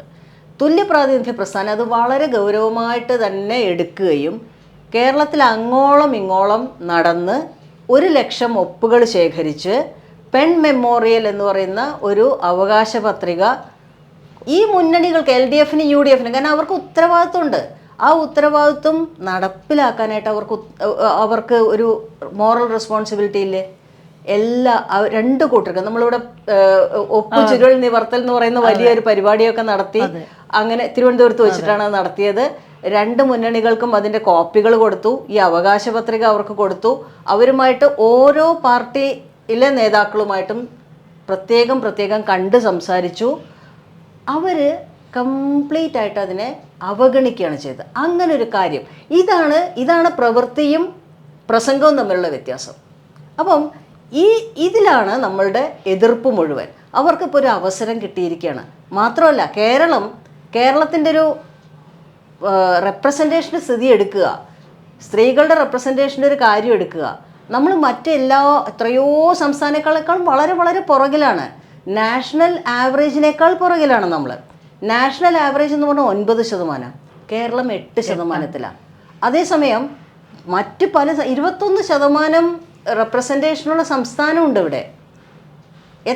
അത് നമ്മൾ വളരെ പിന്നോക്കം നിൽക്കുന്നതെന്ന് പറഞ്ഞാൽ ബീഹാറിൽ 12%, UP 13%, ഉത്തർപ്രദേശ് എന്ന് പറഞ്ഞെങ്കിൽ അങ്ങേയറ്റം ഒരു തരത്തിലും പരിഗണിക്കാൻ പറ്റാത്ത ഒരു ഇതായിട്ടാണ് നമ്മൾ കണ്ടിട്ടുള്ളത്. സ്ത്രീകളുടെ അതിനകത്ത് ആ സ്ത്രീകൾ എത്രത്തോളം ഇഫക്റ്റീവായിട്ട് പ്രവർത്തിക്കുന്നു എന്നുള്ളതൊക്കെ വേറെ കാര്യമാണ്. പക്ഷെ നമ്പർ എന്ന് പറയുന്നത് നമ്പർ തന്നെയാണ്, വളരെ പ്രധാനപ്പെട്ട ഒരു സംഗതിയാണ്. ജനാധിപത്യത്തിൽ പ്രാതിനിധ്യം എന്ന് പറയുന്നത് വളരെ പ്രധാനമായിട്ടുള്ളൊരു കാര്യമാണ്. അത് എല്ലാ വിഭാഗങ്ങൾക്കും അവരർഹിക്കുന്ന രീതിയിലുള്ള പ്രാതിനിധ്യം വേണം. സ്ത്രീകൾക്ക് 52%. ഇപ്പോൾ വോട്ടേഴ്സ് പുതിയ തെരഞ്ഞെടുപ്പിൻ്റെ ഒരു അസംബ്ലി ഇലക്ഷൻ്റെ കാര്യം വന്നപ്പോഴേക്കും ഇപ്പോൾ 51% സ്ത്രീകൾ എന്നുള്ളതാണ് അവസാനത്തെ കണക്ക്. അപ്പോൾ 51% അധികാരത്തിന് അവർക്ക് അവകാശമുണ്ട്. അതിന് പകരമാണ് അവർ 8ൽ നിൽക്കുന്നത്. അതെ. അപ്പോൾ സ്ത്രീകളുടെ ബാക്കി വിദ്യാഭ്യാസപരമായും തൊഴിൽപരമായും എല്ലാ തരത്തിലും സ്ത്രീകൾക്ക് മുന്നോട്ട് പോകാൻ കഴിഞ്ഞാലും അധികാരത്തിൽ ഒരു കാര്യമില്ല. നമ്മൾ മുന്നോട്ട് പോകാൻ കഴിഞ്ഞാലും പറയാം, അവിടെയും ഉണ്ട് വലിയ വിവേചനം. അതായത് CDSE അടുത്ത കാലത്ത് നടത്തിയ ഒരു പഠനമുണ്ട്. ആ പഠനത്തിൻ്റെ ഇതെന്താണെന്ന് വെച്ചാൽ, പെൺകുട്ടികളെ ആർട്സ് ആൻഡ് സയൻസ് കോളേജുകളിൽ വിടുക, ആൺകുട്ടികളെ വസ്തു വിറ്റാണെങ്കിലും മെഡിസിന്, എൻജിനീയറിങ്ങിന് ഒക്കെ വിടുക. അപ്പോൾ ഈ ആർട്സ് ആൻഡ് സയൻസ് കോളേജുകളിൽ നോക്കിയപ്പം 66% പെൺകുട്ടികളാണ് ആർട്സ് ആൻഡ് സയൻസ് കോളേജുകളിൽ പഠിക്കുന്നത്. എന്ന് വെച്ചാൽ ബാക്കി എൻജിനീയറിംഗ്, മെഡിസിൻ കോളേജുകളിലൊക്കെ നോക്കുകയാണെങ്കിൽ ഈ 34% സ്ത്രീകൾ പെൺകുട്ടികൾ കാണുകയുള്ളൂ, ബാക്കി 66% ആൺകുട്ടികൾ. ശ്രദ്ധിച്ചിട്ടുള്ളൊരു കാര്യമാണ്. അത് വളരെ പ്രധാനമായിട്ട്, അതായത് എല്ലാ മേഖലകളിലും, അതായത് പെണ്ണിന് കുറച്ച്, അതായത് ആണിന് കൊടുക്കുന്ന പ്രിഫറൻസ് ഒരിക്കലും പെണ്ണിന് ഇല്ല, കേരളത്തിൽ പോലും. അതേസമയത്ത് പോപ്പുലേഷൻ നോക്കുകയാണെങ്കിൽ കേരളത്തിൽ വലിയ തോതിൽ വിവേചനമില്ല. അതുകൊണ്ടാണല്ലോ 1000 പുരുഷന്മാർക്ക് 1084 സ്ത്രീകൾ എന്നുള്ള അവസ്ഥ. പക്ഷെ കുഞ്ഞുങ്ങളുടെ കാര്യം എടുക്കുമ്പോൾ അതിനേക്കാൾ കൂടുതലാണ് കേട്ടോ കുറവ്. അതായത് അതിനേക്കാൾ വിവേചനമുണ്ട്. 961 ആൺകുഞ്ഞുങ്ങൾക്ക് 1000 ആൺകുഞ്ഞുങ്ങൾക്ക് 961 പെൺകുഞ്ഞുങ്ങളാണ് കേരളത്തിലുള്ളത്. അതായത് പെൺ ഭ്രൂണഹത്യ ഇത്രയും എഡ്യൂക്കേറ്റഡ് ആയ കാലത്ത് ഇനിയിപ്പോൾ ഈ 2021 സെൻസസ് 2011 സെൻസസ് അനുസരിച്ച് 1000 ആൺകുഞ്ഞുങ്ങൾക്ക് 961 5 വയസ്സിന് താഴെയുള്ളത് നോക്കിയാൽ 961 പെൺകുഞ്ഞുങ്ങളാണ് ഉള്ളത്. അപ്പോൾ ഇവിടെ ആ കാര്യത്തിൽ വിവേചനം കേരളത്തിൽ പോലും ഉണ്ട്. ഇനി അപ്പോൾ അങ്ങനെ, അതായത് സമസ്ത മേഖലകളിലും ആൺ പ്രിഫറൻസ് ഉണ്ട് കേരളം അടക്കമുള്ള സംസ്ഥാനങ്ങളിൽ. അപ്പോൾ ഇനി അധികാരം 33% അസംബ്ലിയിലേക്ക് വന്നാൽ തന്നെ ഈ അധികാരവും നോക്കുകുത്തി പോലെ, അതായത് അവിടെ ചെന്ന് 33% പേര് ഇരിക്കുന്നു, പറയാൻ അവസരം കിട്ടിയാൽ കിട്ടി, കിട്ടിയില്ലെങ്കിൽ കിട്ടിയില്ല, ആ തരത്തിൽ എല്ലായിടത്തും സ്ത്രീകൾ പെട്ടുകൊണ്ടിരിക്കുകയാണ്. ഇന്ത്യയിലാണെങ്കിലും ലോകത്ത് മുഴുവനും. അതുകൊണ്ടാണല്ലോ യുണൈറ്റഡ് നേഷൻസ് 975 മുതൽ 85 വരെയുള്ള വർഷം വനിതാ ദശകമായിട്ട് ഡിക്ലെയർ ചെയ്തു. പക്ഷേ ഒരു മാറ്റവും സ്ത്രീ ശാക്തീകരണത്തിലുണ്ടായില്ല. 1980കളിലാണ് അവർ പറയുന്നത് ലോകത്ത് ചെയ്യപ്പെടുന്ന തൊഴിലിൻ്റെ 2/3 ചെയ്യുന്നത് സ്ത്രീകളാണ്, എന്നിട്ട് അവർക്ക് കിട്ടുന്ന വരുമാനമോ 10-1, എന്നിട്ട് സ്വത്തിൻ്റെ ഷെയറോ 100-1 എന്ന കണക്കെടുത്ത്. അതിനുശേഷമാണ് UN വിമൻ വരുന്നത്. എല്ലായിടത്തും ജെൻഡർ ബജറ്റിംഗ് കൊണ്ടുവരണമെന്ന് പറഞ്ഞു, 33% റിസർവേഷൻ വരണമെന്ന് പറയുന്നു. അങ്ങനെയൊക്കെ പതുക്കെ പിച്ച വെച്ച് കയറുമ്പോഴും ലോകത്തിൻ്റെ മനസ്സിൽ സ്ത്രീകൾ രണ്ടാന്തരം പൗരന്മാർ തന്നെ. ഇപ്പോൾ year before last civil service exam എടുക്കുക, ആദ്യത്തെ 3 റാങ്കുകളും പെൺകുട്ടികൾക്കായിരുന്നു ഇന്ത്യയിൽ. പക്ഷേ എന്നിട്ടും സ്ത്രീകളുടെ നമ്മുടെ ചീഫ് സെക്രട്ടറി ശാരദാ മുരളീധരൻ പോലും പറയേണ്ടി വന്നില്ല, അവരിറങ്ങുന്ന സമയത്ത് അവർക്ക് പറയേണ്ടി വന്നില്ല. നിറത്തിന്റെ പേരിലല്ല എല്ലാ കാര്യങ്ങളിലും. ഇപ്പം നമ്മളിപ്പോൾ എൻ്റെ എല്ലാ അനുഭവത്തിൽ ഗവൺമെൻറ് സർവീസിൽ, കേന്ദ്ര ഗവൺമെൻറ് സർവീസിലെ ഒരു സീനിയർ പൊസിഷനിലിരിക്കുമ്പോൾ എനിക്ക് താഴെ പ്രവർത്തിക്കേണ്ടി വരുന്ന ഒരു പുരുഷന്മാരാണെങ്കിൽ അവർക്ക് വളരെ അസ്വസ്ഥരായിരുന്നു. അത് കേരളത്തിൽ മാത്രമല്ല, ഞാനിതിന് പുറമേ വർക്ക് ചെയ്ത സംസ്ഥാനങ്ങളിൽ നിന്ന് ഞാനിത് നേരിട്ടിട്ടുണ്ട്. എന്ന് വെച്ചാൽ ഒരിക്കലും നമ്മൾ എന്ത് ചെയ്തു എന്നുള്ളത്, ഇപ്പം ഞാൻ ഒരു വ്യക്തി എന്നുള്ള നിലയിൽ സ്ത്രീയെന്നോ പുരുഷനെന്നോ നോക്കാതെ ഞാൻ മാധ്യമരംഗത്ത് ചെയ്ത എൻ്റെ വർക്ക്, അല്ലെങ്കിൽ സാഹിത്യരംഗത്ത് ചെയ്ത, പൊതുരംഗത്ത് ചെയ്ത വർക്ക്, ഇതൊന്നും എൻ്റെ പ്രായത്തിലുള്ള ഒരു പുരുഷനായ മാധ്യമപ്രവർത്തകൻ ചെയ്തിരുന്നെങ്കിൽ, അല്ലെങ്കിൽ അവർ ചെയ്യുമ്പോൾ അതിന് വേറൊരു മാനമാണ് വരുന്നത്. അത് വേറൊരു തലത്തിൽ നമ്മൾ അവരുടെ എന്തെല്ലാം നമ്മൾ അവരെ കാട്ടിയും ചെയ്യാൻ, അത് നമ്മൾ ചെയ്യുന്നത് എന്തെല്ലാം ചെയ്തിട്ടാണ്, നമ്മുടെ കുടുംബത്തിലുള്ള എല്ലാ ജോലിയും ചെയ്തിട്ട്, നമ്മുടെ അച്ഛനമ്മമാരുടെ കെയർ, അവരുടെ അസുഖ കാലത്ത് അവരുടെ കെയർ, നമ്മുടെ നമ്മുടെ ചുറ്റുമുള്ള എക്സ്റ്റെൻഡഡ് ഫാമിലിക്ക് വേണ്ടിയിട്ടുള്ള സഹായം, ഇതിനൊപ്പം നമ്മൾ സ്ത്രീ സമൂഹത്തിന് വേണ്ടിയിട്ടുള്ള നമ്മളുടെ വർക്ക്, ഇങ്ങനെ 100,000 പ്രവർത്തനങ്ങൾ ചെയ്തിട്ടാണ് നമ്മൾ ഈ കാര്യങ്ങൾ ചെയ്യുന്നത്. പക്ഷേ വളരെ എളുപ്പത്തിൽ നമ്മുടെ കൊളീഗിന് കിട്ടുന്ന ഒരു സ്ഥാനം, നമ്മൾ ചെയ്തതിൻ്റെ ഒന്നും ചെയ്യാതെ ഇത് ക്രാക്ക് ചെയ്ത് മാത്രമേ ഈ അധികാരം എന്ന് പറയും. അധികാരം നേരത്തെ നമ്മൾ പറഞ്ഞ പോലെ, പക്ഷേ ഞാൻ നേരത്തെ ഡോക്ടർ മേരി ജോർജ് പറഞ്ഞ കാര്യത്തിൽ എനിക്കൊരു ചെറിയ അഭിപ്രായ വ്യത്യാസമുണ്ട്. അതായത് എത്ര നമ്പർ കൂടിക്കഴിഞ്ഞാലും 33% സ്ത്രീകൾ നിയമസഭയിൽ അല്ലെങ്കിൽ ഏതെങ്കിലും അധികാര സ്ഥാനത്ത് ഉണ്ടായിക്കഴിഞ്ഞാലും അവർ ഇതേ അവസ്ഥയിൽ തുടരുമെന്ന് ഞാൻ വിശ്വസിക്കുന്നില്ല. എന്താ കാരണം എന്ന് വെച്ചാൽ, സാധാരണ നമ്മൾ പറയുന്നൊരു കാര്യമുണ്ട്, ഒരു ക്രിട്ടിക്കൽ മാസ് എന്നുള്ളത്.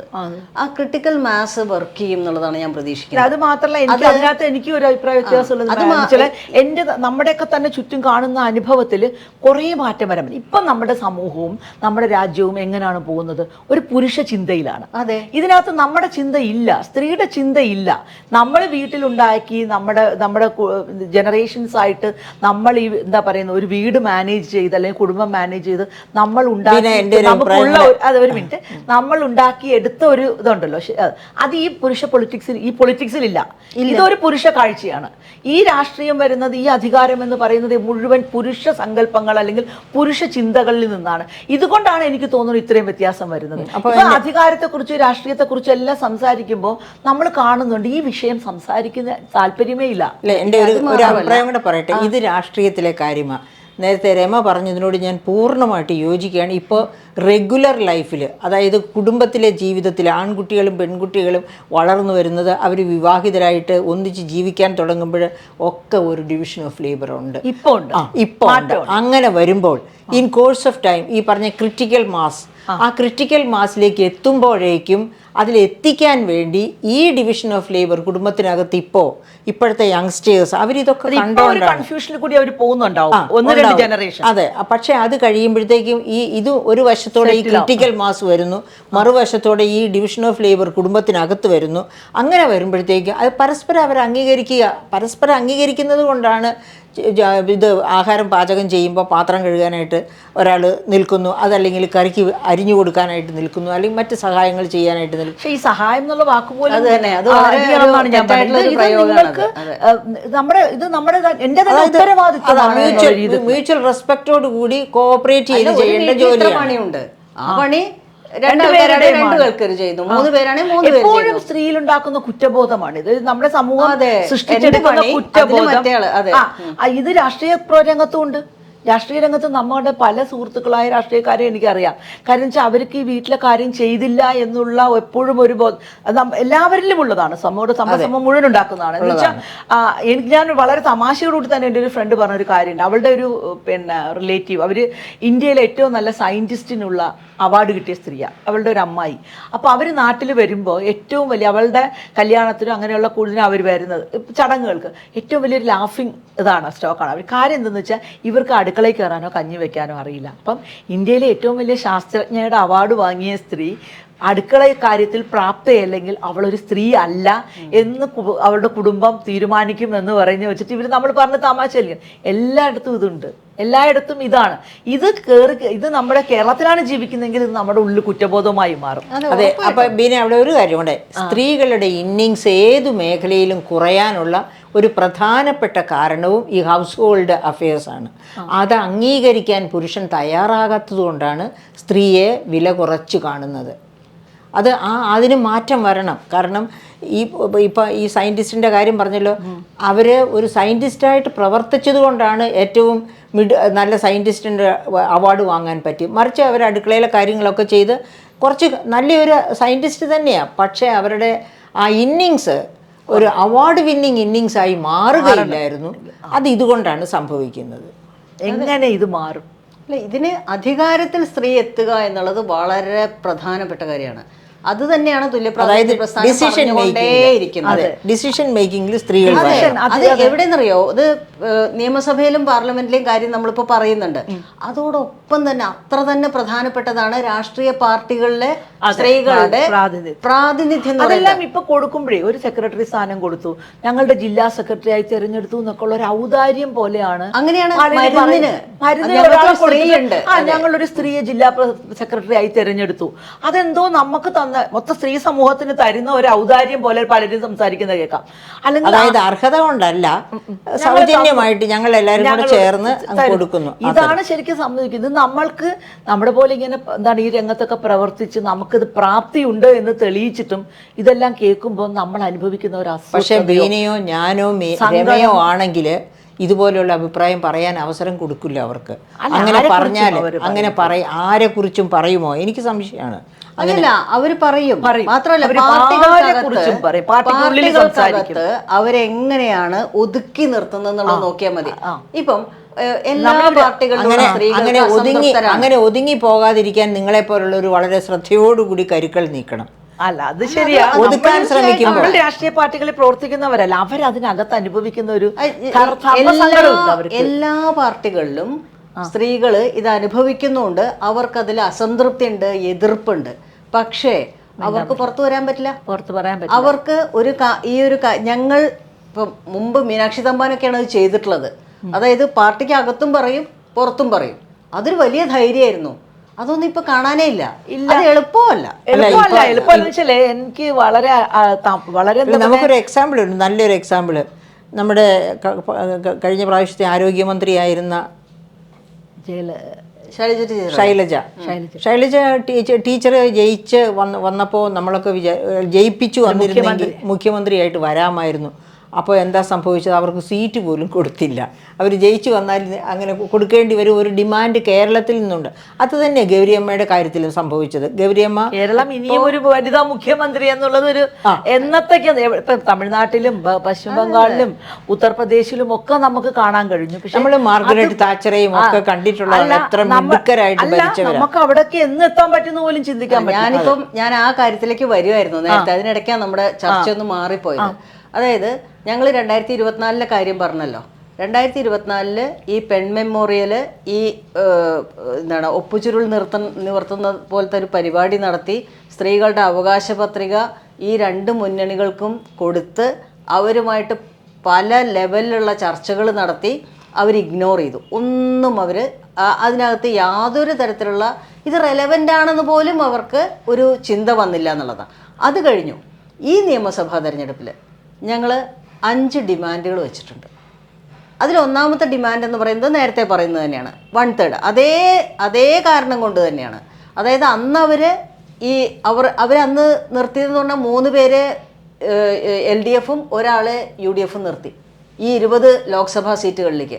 എന്നിട്ട് എല്ലാവരും തോറ്റു. തോൽക്കുന്നതിന് കാരണമുണ്ട്. അത് കഴിഞ്ഞു. പിന്നെ അവസാനം എന്താ വെച്ചാൽ രാഹുൽ ഗാന്ധി വയനാട് സീറ്റ് ഒഴിഞ്ഞു പോയപ്പോൾ പ്രിയങ്ക ഗാന്ധി വന്നു. അങ്ങനെ നമുക്കൊരു MP ഉണ്ട്. അങ്ങനെയാണ് നമുക്കൊരു MP ഉള്ളത്. അല്ലെങ്കിൽ നമ്മൾ 0 നമുക്ക് ഒരു തരത്തിലുള്ള വളരെ സ്വാഭാവികമായിട്ട് നമുക്ക് ഉണ്ടാവേണ്ട ആ 3-1 എന്ന് പറയുന്ന ഒരു നമ്പറെങ്കിലും നമുക്കുണ്ടായിരുന്നെങ്കിൽ എന്ത് അഭിമാനം ഉണ്ടാവുമായിരുന്നു. അത് കഴിഞ്ഞു. അപ്പോൾ ഈ നിയമസഭാ തെരഞ്ഞെടുപ്പിൽ നമ്മൾ 5 ഡിമാൻഡുകളാണ് വെച്ചിട്ടുള്ളത്. 1, 3-1 സ്ത്രീകളെ സ്ഥാനാർത്ഥികളാക്കണം.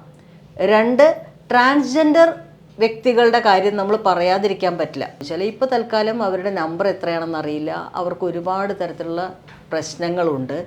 മിനിമം ഒരു MLA കേരള നിയമസഭയിൽ ഉണ്ടാവണം, ഈ നിയമസഭയിൽ ഉണ്ടാവണം. ഇതായിരുന്നു നമ്മുടെ 2ാമത്തെ ഡിമാൻഡ്. ഓക്കെ. 3ാമത് നമ്മൾ പറയുന്നത് എന്താ വെച്ചാൽ ഈ മൊത്തം നിയമസഭാംഗങ്ങളിൽ 3-1 ഉണ്ടായാൽ മാത്രം പോരാ. എക്സിക്യൂട്ടീവിൽ 3-1 വേണം, മന്ത്രിസഭയിൽ 3-1 പേര് വേണം. അത് നിയമത്തിൽ വരാത്തതാണ്, പക്ഷെ സ്വാഭാവികമായിട്ടത് ഉണ്ടാവണമല്ലോ. 3-1 സ്ത്രീകൾ നിയമസഭാംഗങ്ങളായിട്ട് വന്നിരിക്കുകയും തീരുമാനം എടുക്കുന്നത് പഴയതുപോലെ തന്നെ പുരുഷന്മാർ മാത്രമായിരിക്കുകയും ചെയ്യാന്ന് പറഞ്ഞു കഴിഞ്ഞാൽ വലിയ അന്യായമുണ്ട്. അതുകൊണ്ട് 3-1 മന്ത്രിസഭാംഗങ്ങൾ സ്ത്രീകളായിരിക്കണം. അപ്പം ഈ തരത്തിലുള്ള വളരെ നോവലായിട്ടുള്ള, പിന്നെ സ്ത്രീ പീഡകരെ മത്സരിപ്പിക്കരുത്. അതെ, അത് പക്ഷേ സ്ത്രീ പീഡകരാണ് എന്ന് പോലും ആളുകൾ എടുക്കുന്നില്ലല്ലോ. അല്ല, അത് മാത്രമല്ല അതൊരു വിഷയമല്ല. ഇപ്പോഴും എം വിൻസെന്റ് മത്സരിക്കുകയാണ്. അങ്ങനെ വരുമ്പോ പീഡകരല്ലാത്തവർ വേണ്ടേ? അത് ശരിയാണ്, അതൊരു ഇഷ്യൂവേ അല്ല. നമ്മളിപ്പം പരസ്യമായി സ്ത്രീ പീഡകരാണ് എന്ന് പറയുന്നത് ആഘോഷിക്കാൻ പോലും തയ്യാറാവുന്നവരാണ് നമ്മുടെ ഭൂരിഭാഗം. എത്രയോ പേരാണ് അത് നമ്മളിപ്പോ കണ്ടുകൊണ്ടിരിക്കുക. രാഹുൽ മാങ്കൂട്ടത്തിന്റെ കാര്യത്തിലൊക്കെ നമ്മൾ കണ്ടിട്ടുള്ളതാണ്. അതെ. പിന്നെ സ്ത്രീകളാവുമ്പോൾ എന്തും പറയാം. മുഖ്യമന്ത്രി ഇനിയെങ്കിലും നമുക്കൊരു മുഖ്യമന്ത്രി സ്ത്രീ ആയിട്ടുള്ളത് നോക്കും. 17 സംസ്ഥാനങ്ങളിൽ ഈ കാലം കൊണ്ട് മുഖ്യമന്ത്രിമാര് സ്ത്രീകൾ വന്നിട്ടുണ്ട്, പലയിടത്തും മൾട്ടിപ്പിൾ ടൈംസ് ആണല്ലോ. കേരളത്തിൽ എന്താ പ്രശ്നം? കേരളത്തിൽ ഇപ്പോഴും ചർച്ച വരുന്ന സമയത്ത് സ്ത്രീകൾ തന്നെ പറയാണ് അങ്ങനെ സ്ത്രീ മുഖ്യമന്ത്രി ആയതുകൊണ്ട് പ്രത്യേകിച്ച് ഗുണമൊന്നുമില്ല. അല്ല, നമ്മൾ ഈ പാട്രിയാർക്കിയെ കുറിച്ച് പറയുമല്ലോ. പാട്രിയാർക്കി എന്ന് പറയുമ്പം അതിനെ പിന്താങ്ങുന്നത് വലിയൊരു കൂട്ടം ആ മനസ്സുള്ള സ്ത്രീയുമാണല്ലോ. അതെ, അല്ല, പക്ഷെ ഇതിലൊരു മാറ്റം വരണമെന്നേ. അതായത് ഈ 70 വർഷം പുരുഷന്മാർ ഭരിച്ചു, മുഖ്യമന്ത്രിയായിട്ട് പുരുഷന്മാർ മാത്രമേ ഉണ്ടായിട്ടുള്ളൂ. ഇനിയൊരു സ്ത്രീ ആയിക്കൂടെ? സ്വാഭാവികമായിട്ടുള്ളൊരു ചോദ്യമല്ലേ അത്? വളരെ ന്യായമായിട്ടുള്ളൊരു ചോദ്യമല്ലേ? അതാണ് പ്രശ്നം. അത് ഒരു തീരുമാനം എടുക്കുന്ന ആൾക്കാരിലേക്ക്, അത് ഏത് പക്ഷത്ത് നിന്ന് ഉള്ള ഒരിക്കലും ഒരു ചിന്ത പോലും വന്നില്ല. മാത്രമല്ല അതിനെ പ്രതിരോധിക്കാൻ എത്ര പേരാണെന്ന് ആലോചിച്ച് നോക്കൂ. ഈ 5 ഡിമാൻഡുകളാണ് നമ്മൾ വെച്ചിട്ടുള്ളത്. ഇത് കേരളം മുഴുവൻ നമ്മൾ ഓപ്പൺ ഫോറങ്ങൾ നടത്തി.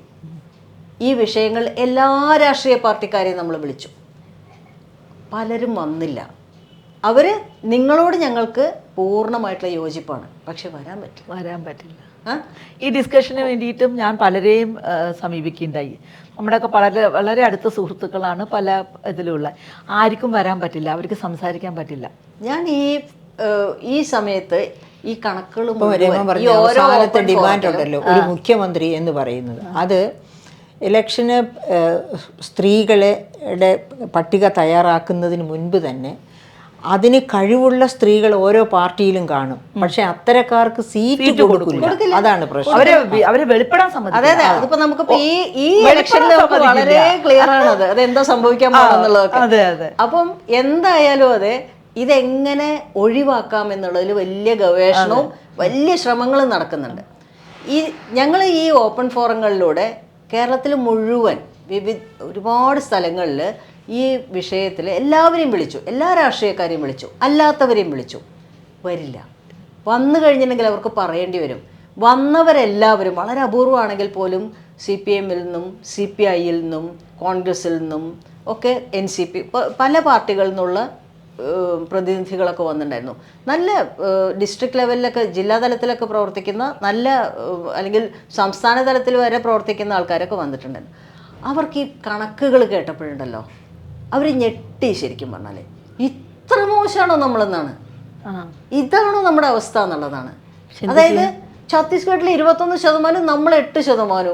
അതിനിടയ്ക്കാണ് നമ്മൾ ഈ പറയുന്ന എല്ലാ എന്താണ് ബീഹാറും ഉത്തർപ്രദേശും പോലെ പിന്നോക്കം എന്ന് നമ്മൾ വിളിക്കുന്ന സംസ്ഥാനങ്ങളുടെയൊക്കെ നില, രാജസ്ഥാനും ഒക്കെ പോലുള്ള സംസ്ഥാനങ്ങൾ മുഴുവൻ ശരിക്കും ആൾക്കാർ ഞെട്ടി. അതേപോലെ പല പല പല വിഷയങ്ങൾ നമ്മൾ അതിനോട് ഒരുമിച്ച് കൊണ്ടുവന്നു. ഞാൻ ഇത് പറയുമ്പോൾ വിന്നബിലിറ്റി എന്ന് പറയുന്ന പൊതുവായിട്ട് എല്ലാ കാലത്തും പറഞ്ഞുകൊണ്ടിരിക്കുന്ന ഒരു സംഗതിയിലേക്ക് വരികയാണ്.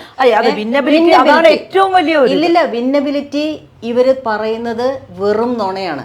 കണക്കുകളുണ്ട്, അതിന് കണക്കുകളുണ്ട്. അത് സ്ത്രീകളെ നിർത്തുന്നില്ല എന്നുള്ളതാണ് ഒന്നാമത്തെ പ്രശ്നം.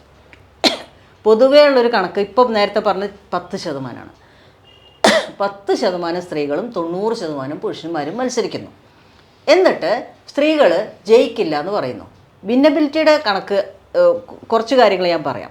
2019 പഠനമുണ്ട് PRS ഇന്ത്യയിൽ വന്നത്. അതിൽ പറയുന്നതെന്ന് വെച്ചാൽ ഇന്നേ വരെയുള്ള കാലത്ത് സ്ത്രീകളും പുരുഷന്മാരും ഒരേ തോതിലാണ് വിജയിച്ചിട്ടുള്ളത്. നമ്പറിൽ കുറവുണ്ട്, പക്ഷെ പെർസെൻറ്റേജ് വൈസ് ഒരേപോലെ, ഏകദേശം ചെറിയ വ്യത്യാസങ്ങളുണ്ടാവും.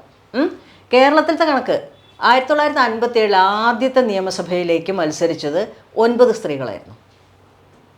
6 പേര് ജയിച്ചു, 6 പേര്. അപ്പോൾ എത്രയാണ് പെർസെൻറ്റ്? 67. അന്ന് 397 പുരുഷന്മാരാണ് മത്സരിച്ചെന്നാൽ 397 തോന്നുന്നു. അത്രയും പുരുഷന്മാർ മത്സരിച്ചു. അതിൽ ജയിച്ചത് ബാക്കിയുള്ള ആൾക്കാർ 30% അവരുടെ വിജയ ശതമാനം. എന്നിട്ട് നമ്മൾ പറയും വിന്നബിലിറ്റി എന്ന്. ഈ 2021 എടുത്ത് നോക്കൂ. ഇപ്പോൾ നടന്നുകൊണ്ടിരിക്കുന്ന നിയമസഭയുടെ കഥ എന്താ?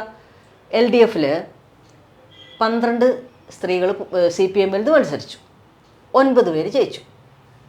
അപ്പോഴും ഇത് തന്നെ വരികയാണ്. നിക്കോ, അത് ഏകദേശം 75% ആണത്. CPI-ൽ 2 സ്ത്രീകളെ മത്സരിച്ചു, 2 പേരും ജയിച്ചു, 100%. അപ്പോഴോ? അപ്പൊ എങ്ങനെ വിന്നബിലിറ്റിയുടെ കാര്യം പറയാം? അത് ജയിക്കുമെന്ന് ഉറപ്പുള്ള സ്ത്രീകൾക്കാണ് സീറ്റ് കൊടുത്തത്. അവിടെയാണ് CPI കൊടുത്തതും CPM കൊടുത്തതും ജയിക്കുമെന്ന് നല്ല ഉറപ്പുള്ള സ്ഥാനാർത്ഥികൾക്കാണ്. അങ്ങനെയാണ് ചെയ്യേണ്ടത്. അല്ല, ഞാൻ ആ കാര്യം ഒന്ന് പറഞ്ഞു പൂർത്തിയാക്കാം. അതായത് അപ്പൊ ഈ വിന്നബിലിറ്റി എന്ന് പറയുന്നത് സത്യം പറഞ്ഞാൽ ഒരു നിർമ്മിതിയാണ്, ഉണ്ടാക്കി തീർക്കുന്ന ഒരു സംഗതിയാണ്. അല്ലാതെ എല്ലാ കാര്യങ്ങളും വേണം. പക്ഷെ അപ്പോഴും അതെ, സ്ത്രീകൾക്ക് നല്ല സീറ്റുകളിൽ മത്സരിക്കാനുള്ള അവസരം കൊടുക്കുക. 1. 2, അവർക്ക് നല്ല സപ്പോർട്ട് കൊടുക്കുക. ഇതേപോലെയല്ല, സപ്പോർട്ടിന് പകരം അവരെ ഇപ്പം കഴിഞ്ഞ ദിവസം ജയലക്ഷ്മി പറഞ്ഞൊരു കാര്യം, വീടാന്തരം കയറി എന്റെ പാർട്ടിക്കാർ, എന്റെ പാർട്ടിക്കാരെ എന്റെ മണ്ഡലത്തിൽ വീടാന്തരം നടന്നു പറയാണ് എനിക്ക് വോട്ട് ചെയ്യരുതെന്ന്. എന്നിട്ട് അവർ തോറ്റുപോയി കഴിഞ്ഞാൽ അതിന്റെ കുറ്റം ആർക്കാണ്? ഇത് കുറച്ച് വർഷങ്ങൾക്ക് മുമ്പ് അവർ കഴിവ് തെളിയിക്കട്ടെ, അന്ന് അവരെ പരിഗണിക്കാമെന്ന് പറഞ്ഞിട്ടുള്ളൊരു മഹാനുണ്ട്. അപ്പം ഈ കഴിവ് എങ്ങനെ തെളിയിക്കുക? നമ്മൾ എവിടെയെങ്കിലും അധികാരത്തിലുണ്ടെങ്കിലാണ് നമ്മൾ എന്താണ് ചെയ്യാൻ പറ്റുക എന്നുള്ളത് കാണിക്കാൻ പറ്റും, അല്ലേ? ഈ ത്രിതല പഞ്ചായത്തുകളിൽ സ്ത്രീകൾക്ക് 33% സംവരണം വന്ന ഉടനെ അവർ അധികാരത്തിലേക്ക് വന്നു. അടുത്ത 5-10 വർഷങ്ങൾ കൊണ്ട് സ്ത്രീകൾ ആരാണ് ഭരണാധികാരികളായിട്ട് അവരെങ്ങനെയുണ്ടെന്നുള്ളത് അവർ കൃത്യമായിട്ട് തെളിയിച്ചു കൊടുത്തു. പ്രളയത്തിൻ്റെ സമയത്ത്, കോവിഡിൻ്റെ സമയത്ത് ഒക്കെ അവരുടെ ഭരണം, അധികാരം, അധികാരം എങ്ങനെയാണ് ഉപയോഗിക്കുന്നത് എന്നുള്ളതും എത്ര ഭംഗിയായിട്ടാണ് ഭരിക്കുന്നത് എന്നുള്ളതും നമ്മൾ കണ്ടിട്ടുള്ള കാര്യങ്ങളാണ്. എവിടെയൊക്കെ അവർക്ക് അധികാരം കിട്ടുന്നോ അവിടെയൊക്കെ അവർക്ക് തെളിയിക്കാൻ പറ്റും. മിനി ജോർജ് മാഡത്തിനെ സംബന്ധിച്ചിടത്തോളം കുറേ വർഷങ്ങളായിട്ട് ഇത് മുഴുവൻ പഠന വിധേയമാക്കിയിട്ടുണ്ട്. അപ്പം എന്ത് തോന്നുന്നു, ഇതിന് നമുക്ക് എന്തായിരിക്കും ഒരു മാർഗങ്ങൾ?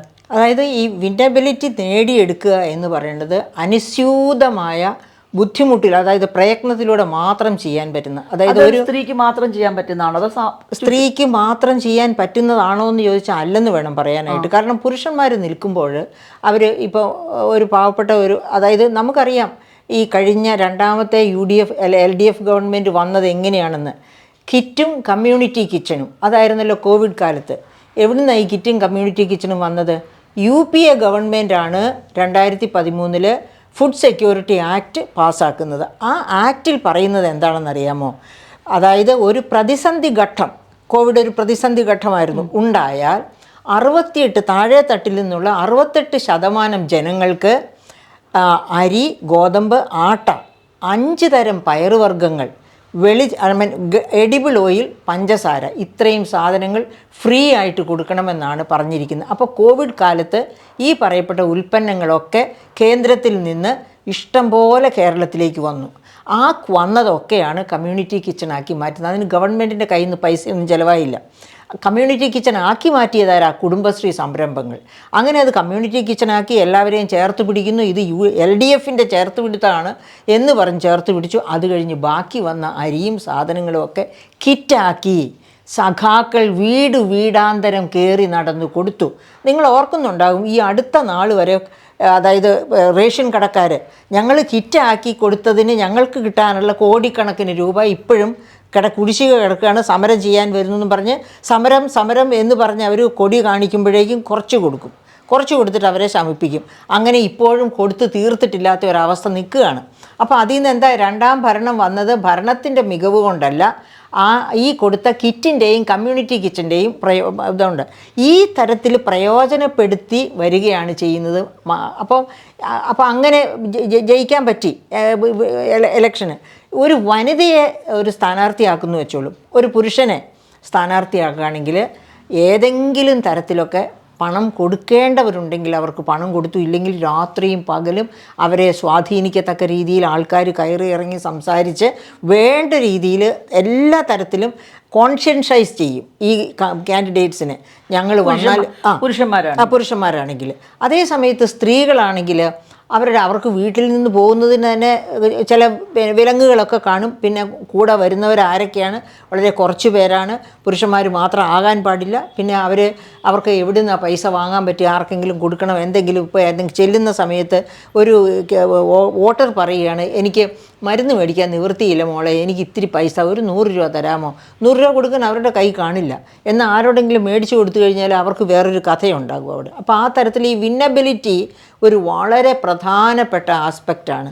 ഒരു സ്ത്രീയെ സംബന്ധിച്ച് വിന്നബിലിറ്റി വളരെ കുറവാണ്, ഒരു പുരുഷനെ സംബന്ധിച്ച് വിന്നബിലിറ്റി വളരെ കൂടുതലാണ്. അത് തന്നെയല്ല, പുരുഷൻ എപ്പോഴും പുറത്തിറങ്ങി കാര്യങ്ങളൊക്കെ ഞാൻ അതാണ് ഇതാണ് എന്ന രീതിയിൽ പ്രകടിപ്പിച്ച് പ്രസംഗിച്ച് നടക്കും. പക്ഷേ ഒരു സ്ത്രീ അങ്ങനെയല്ല. അവൾ ഒതുങ്ങി ആ വീട്ടിൽ കൂടുന്നവൾ. അവൾ എത്ര സിദ്ധിയുള്ളവളാണെങ്കിലും അവൾ സിദ്ധിയുള്ളവളാണെന്നുള്ളതിൻ്റെ തെളിവല്ലേ നമ്മുടെ കുടുംബശ്രീ മൈക്രോ എൻ്റർപ്രൈസസ്.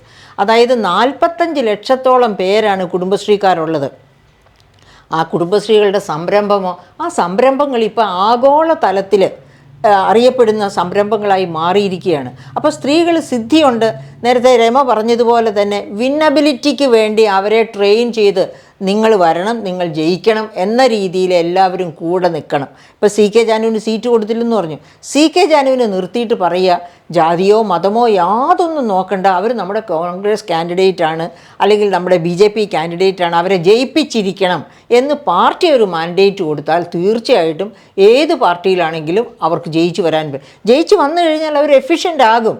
അവരിൽ കഴിവില്ലാത്തത് കൊണ്ടല്ല, അവർക്ക് അവസരങ്ങൾ കിട്ടാത്തത് കൊണ്ടാണ് പലപ്പോഴും അവരിങ്ങനെ ആയിപ്പോകുന്നത്. അപ്പം അങ്ങനെ നോക്കുകയാണെങ്കിൽ നമ്മൾ ഈ സ്ത്രീകളുടെ 33% റിസർവേഷൻ എത്രയും നേരത്തെ നമുക്ക് നേടിയെടുക്കാൻ കഴിയണം. എടുത്തു കഴിഞ്ഞാലോ ആ സ്ത്രീകളെ നമ്മളെപ്പോലുള്ളവർ തന്നെ അവരെ എംപവർ ചെയ്യണം. നമ്മൾ വിചാരിച്ചാൽ നിങ്ങൾ എന്ത് ചെയ്യണം, എന്ത് ചെയ്യരുത്, ഇത്തരം കാര്യങ്ങളിലൊക്കെ നമ്മളെപ്പോലുള്ളവരുടെ എന്താണ് പറയുക, ഇടപെടൽ ഉണ്ടാകണം. നമ്മളെപ്പോലെ എന്ന് വെച്ചാൽ നമ്മൾ 3 പേര് മാത്രമല്ല, ഇഷ്ടം പോലെ കേരളക്കരയിൽ ഇഷ്ടം പോലെ എംപവേർഡ് ആയിട്ടുള്ള സ്ത്രീകളുണ്ട്. അവർക്ക് ഭരണം എന്താണെന്നറിയാം, ഏത് വിഭാഗത്തെ ചേർത്ത് നിർത്തണമെന്നറിയാം, ആർക്ക് എന്ത് കൊടുക്കണമെന്നറിയാം. ഇപ്പോൾ ഈ പ്രാവശ്യം ഏത് ഭരണകൂടം വന്നാലും അതെ, അതായത് ജസ്റ്റിസ് ഗവായ് ഈ കഴിഞ്ഞ ഫെബ്രുവരി 17 അദ്ദേഹം റിട്ടയർ ചെയ്യുന്നതിന് മുൻപാണ് ഒരു റൂളിംഗ് നടത്തിയത്. ഫ്രീ ബീസ് ഒരു കാരണവശാൽ ഒരു ഗവൺമെൻറ്റും കൊടുത്തുകൂടാത്തതാണ്, ഓഫർ ചെയ്തുകൂടാത്തത്. എപ്പോഴാണ് അങ്ങനെ പറയേണ്ടി വന്നത്? ബീഹാർ ഇലക്ഷന് തൊട്ട് മുൻപ് 10,000 രൂപ വീതം ഓരോ സ്ത്രീക്കും കൊടുക്കുന്നു എന്ന്. എന്തുകൊണ്ട് പുരുഷന്മാർക്ക് കൊടുക്കാത്ത സ്ത്രീകൾക്ക് മാത്രം കൊടുത്തു?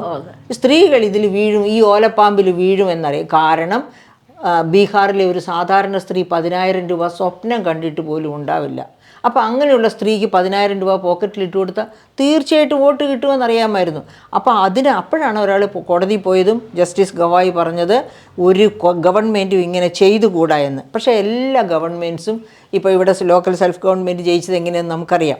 ഇഷ്ടം പോലെ ഫ്രീ ബീസ് കൊടുത്തിട്ടാണ്. ഈ 35 വയസ്സിനും 60 വയസ്സിനും ഇടയ്ക്കുള്ള സ്ത്രീകൾക്ക് 1000 രൂപ ഒരു മാസ പെൻഷൻ. എന്തിനാണ് 35 വയസ്സിനും 60 വയസ്സിനും ഇടയ്ക്കുള്ളവർക്ക് പെൻഷൻ കൊടുക്കണേ? എനിക്ക് മനസ്സിലാകുന്നില്ല. അവരൊക്കെ പ്രൊഡക്റ്റീവ് ഏജാണ്, നന്നായി ജോലി ചെയ്യാൻ കഴിവുന്ന പ്രായം.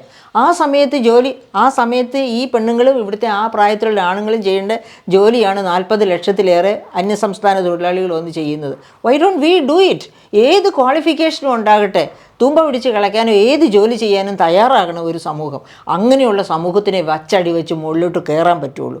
അത്തരം ഒരു സംസ്കാരമാണ് നമ്മൾ വളർത്തിയെടുക്കേണ്ടത്. അല്ലാണ്ട് 8ാം ക്ലാസ് പാസ്സായി പോയി വിചാരിച്ച് എനിക്കിനി IAS ജോലി കിട്ടിയാൽ ചെയ്യുമെന്ന് ആ തരത്തിലുള്ള ഒരു സംസ്കാര ശൂന്യത കേരളം വളർത്തിയെടുത്തിട്ടുണ്ട്.